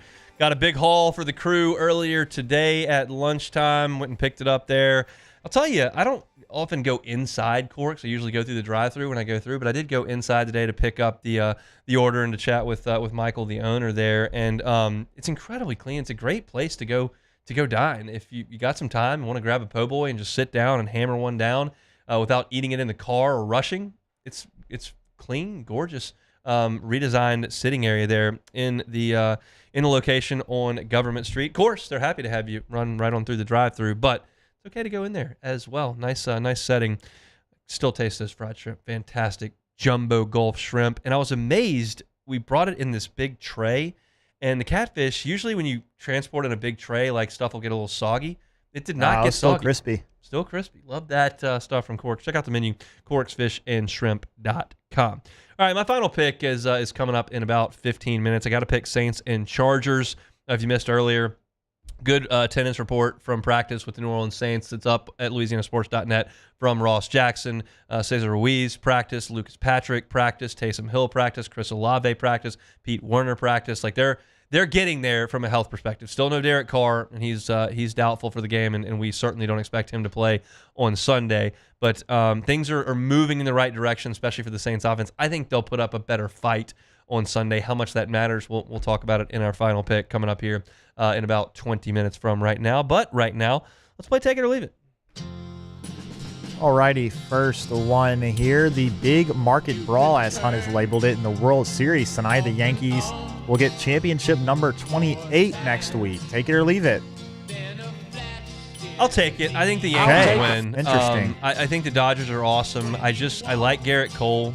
I know that he had that hiccup in the middle of his career with the spider tack, and everybody thought he was toast, but seems to have figured it out, and he's throwing pretty hard, and the breaking stuff's good. He's been in some big games for them since signing that huge deal, and I like him.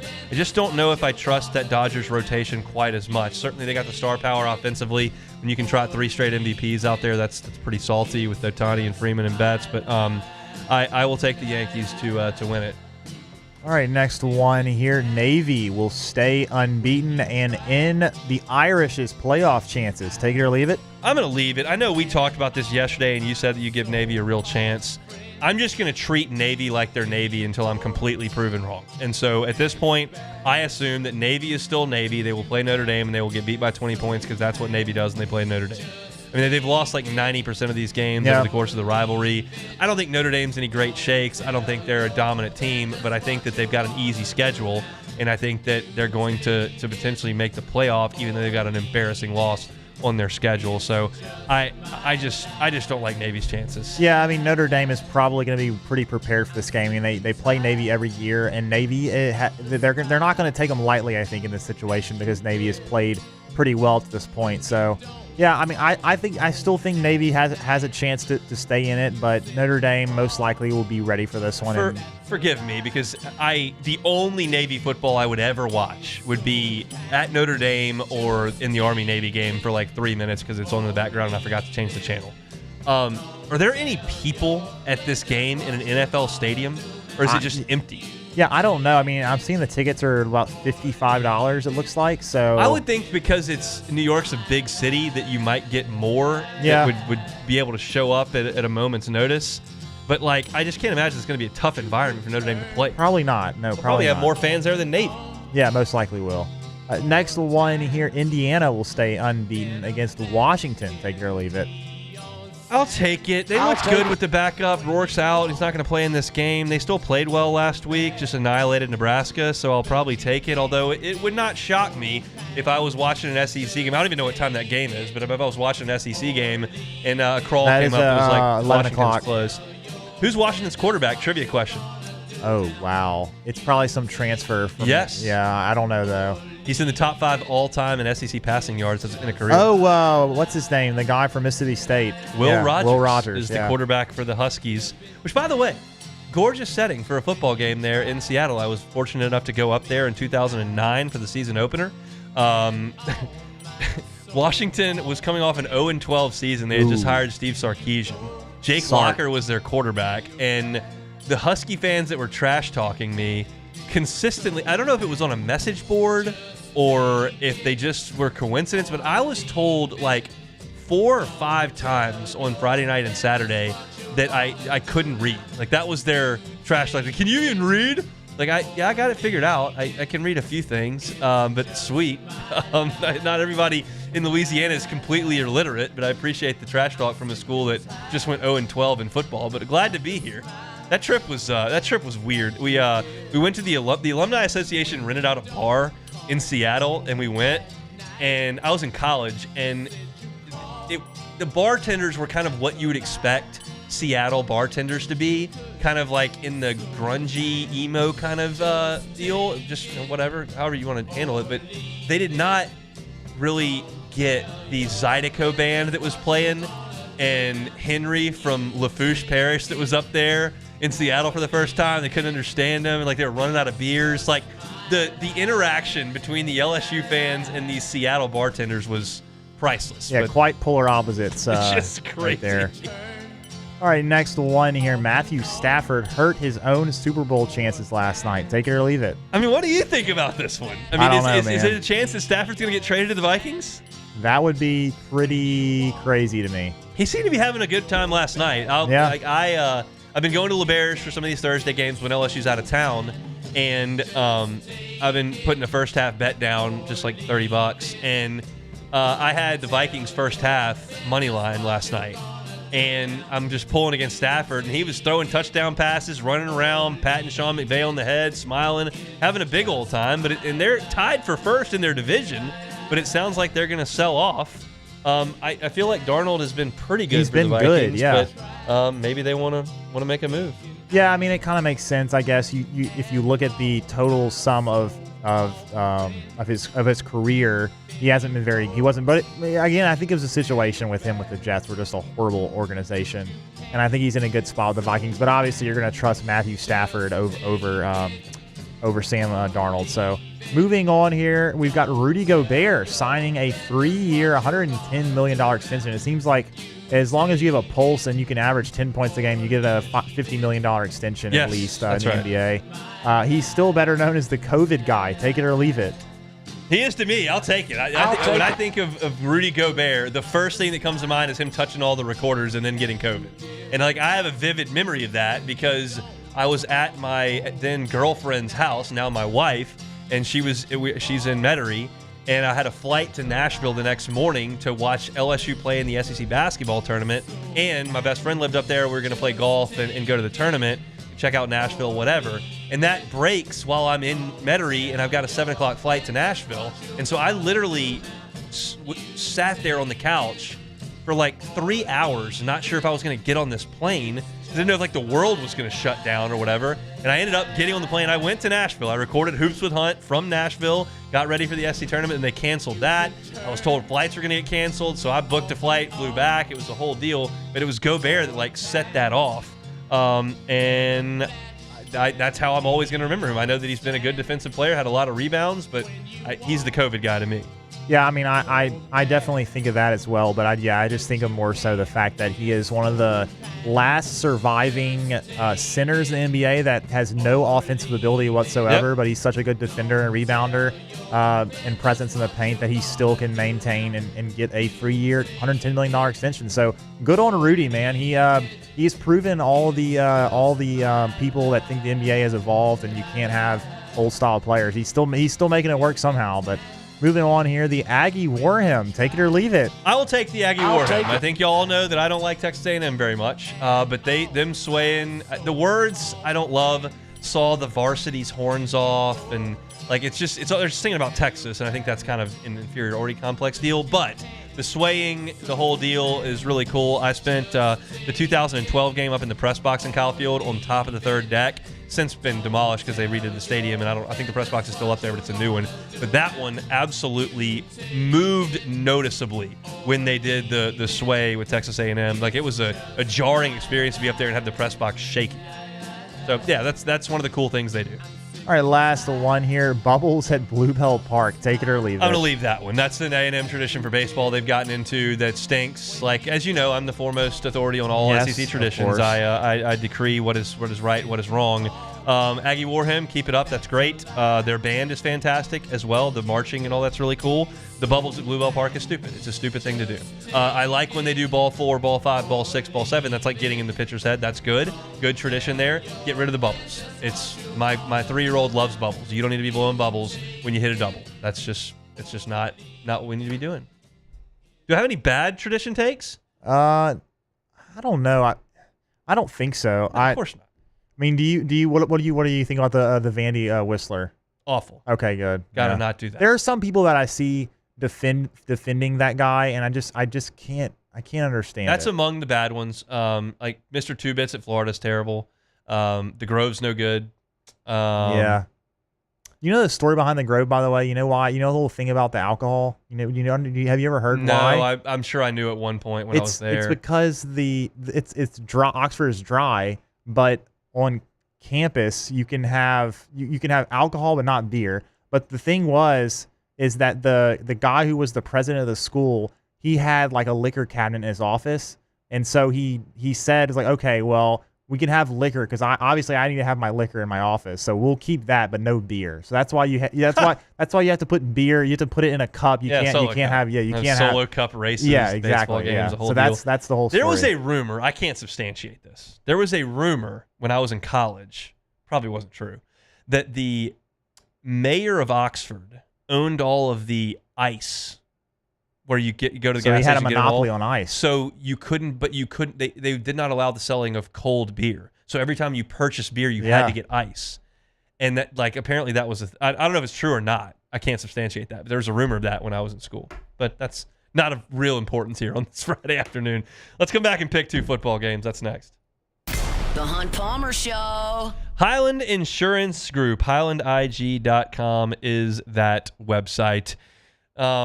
Insurance is not fun to talk about. I know that because I did it for 7 years, but it is important. I've seen that side of it as well. If you've never filed a claim for insurance, I'm not sure that you have the proper perspective on it.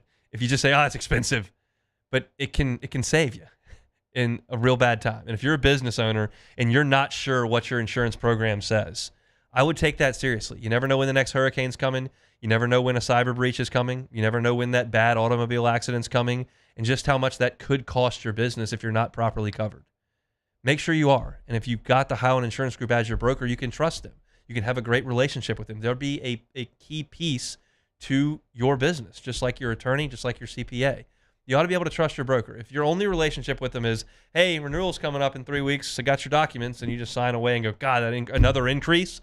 If that's all you know about your insurance program, I would highly suggest you take a look at the Highland Insurance Group and allow them to take a look at your policies and make sure that everything is in proper order.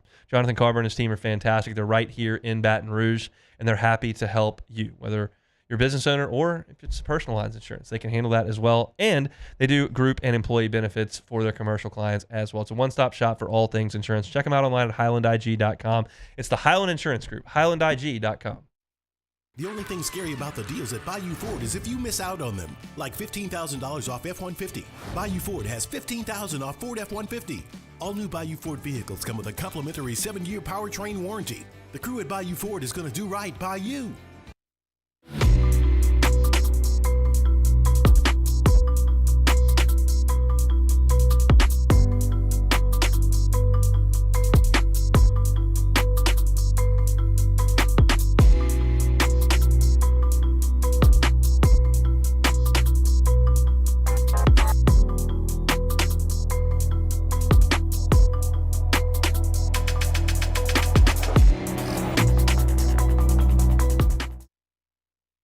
Dylan Cruz here to tell you about Six Rings Baseball and Softball Camp. If you live on the North Shore and play ball, go to Six Rings Camps with former LSU assistant coach Dan Canaveri. His knowledge is second to none, and your child will improve and have fun doing it. Camps were held at Coquille Park and Six Rings Academy in Covington with 4 sessions over the summer. Full day and morning only sessions are available from ages 7 to 13. Go to sixringsbaseball.com or call 985-206-9096. Learn the game to love the game. I've been doing business with Luba for 25 years. They're dependable, trustworthy. It's just the attention to detail with our clients. Our folks have years and years of experience. They're highly trained professionals. But many companies have that asset.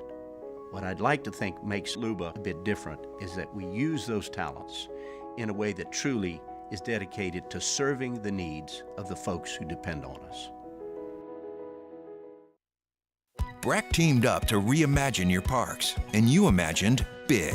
With your help, we went to work, creating 12 beautiful community parks across the parish. A family-sized water park, miles and miles of trails, and parks just for your dogs. There are more places to splash, to explore, to run wild, and even soar. You imagined, we delivered. Gold. Breck, your #1 park system in the nation. Electricity is all around us, and our families depend on it. Every day is sparked by the power of a cold drink or a warm meal, a movie night, and a comforting light at the end of a dark hallway. From sunrise to sunset, playtime to bedtime, our team is ready to take care of your electrical needs. Even in the case of an after-hours emergency, the light in your life shines brighter with Mr. Electric.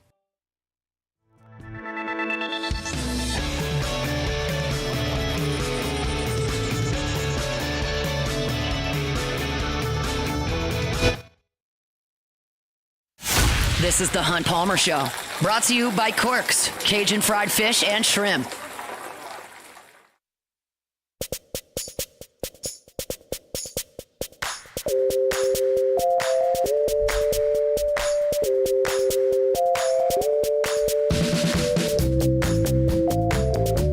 All right, we've reached the finish line here on a Friday edition of the Hunt Palmer Show. Appreciate you hanging out with us. Shout out to the folks over at Corks. Musso coming up next with the After Further review. Done all we can do, really. Couple road games for the hometown teams. We start in Los Angeles.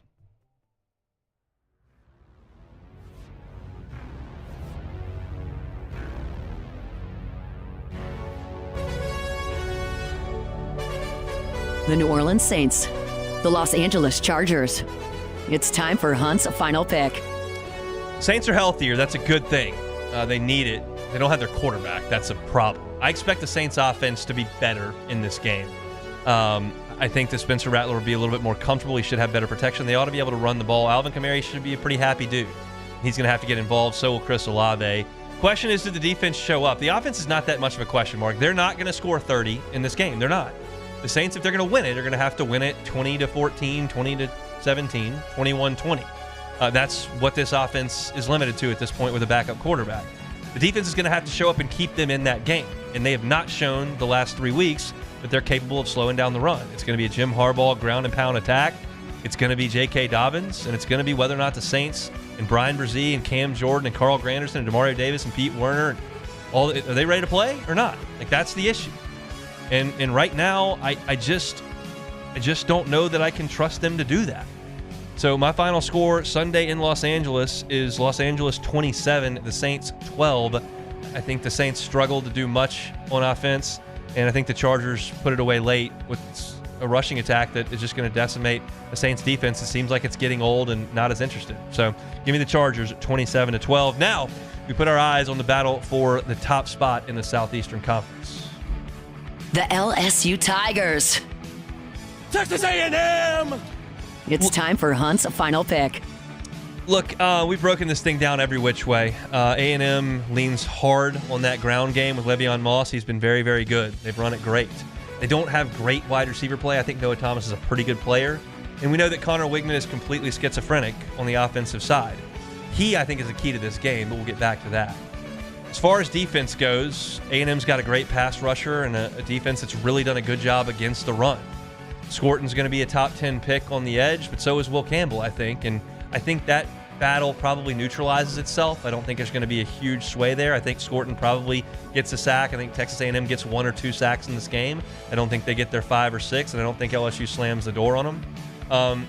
A&M, I don't think, can stay with LSU on the outsides, and I trust LSU's quarterbacks far more than Connor Wigman. Again, I think he is absolutely the X factor in this game. If he's terrible, A&M has no chance. If he's very good, A&M's got a really good chance to win. I think the environment in Kyle Field is going to be exceptional.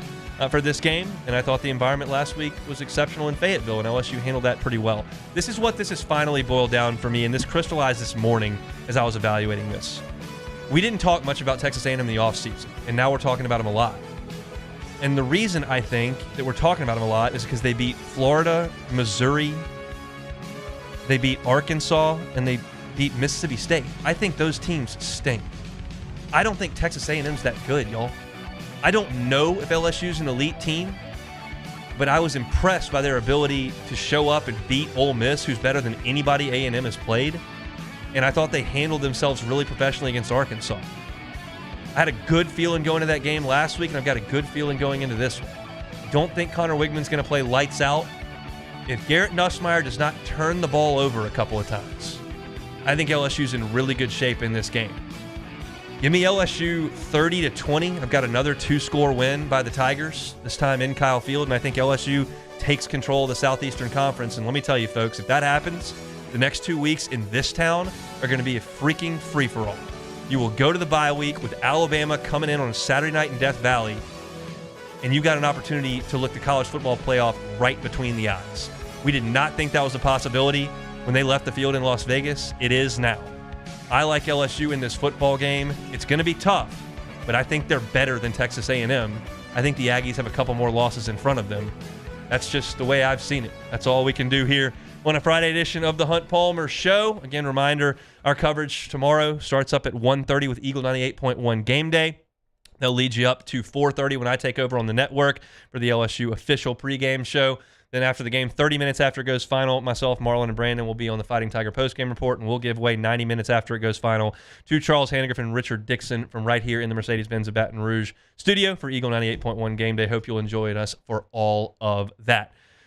Did a lot today on the show. If you missed any of it, catch it on demand. 1045ESPN.com's on demand tab, Apple Podcasts, Spotify, Google, wherever you find your sound, you can find us. Preston Guy in the first hour, plenty of LSU and A&M talk. We also previewed the Chargers and the Saints. Got my SEC picks against the number. We'll review those coming up on Monday. Hope everybody has a safe and happy weekend. Matt Musso is going to drive you home next on After Further View. And stay tuned for Cade Wassan and high school football coverage this evening. Come on, Tigers. The Hunt Palmer Show. One Bath and Closets. OneBathAndClosets.com is that website. David Duvall and his team, 30 years redesigning and remodeling bathrooms and closets. When you think redesigning, remodeling, you may think big. You may think time intensive. You may think expensive. Well, they can do things that are a little more simple than that as well. A tub to shower conversion is one of the things that One Bath and Closets does the most. If you've got a bathtub that you just don't use, it's dingy, maybe a little bit old, it's unsightly, it's not functional, you just don't use it. Well, get rid of it. Put in a gorgeous glass walk-in shower, add some value to your home, change the aesthetic of your bathroom, change the functionality of your bathroom. Spend a lot of time in there. You might as well make it really nice. And David Duvall and his team handle it from soup to nut, from start to finish. They handle the entire process. Financing options are available. 18 months, 0% if you qualify. Start with that free consultation. Go to OneBathAndClosets.com, get the consultation, see the reviews from their satisfied customers, see pictures of their great work, and get started on that renovation or remodel today. It's One Bath and Closets, OneBathAndClosets.com. Gulf Coast Office Products is a nationally recognized Savin office equipment dealer based right here in Louisiana. Over 100 employees strong, Gulf Coast has the boots on the ground to support all vertical markets, from education, engineering, legal, and finance. With the latest in office technology, from desktop to production segment units, Gulf Coast and Savin have the perfect fit for you. Call 225-756-2644.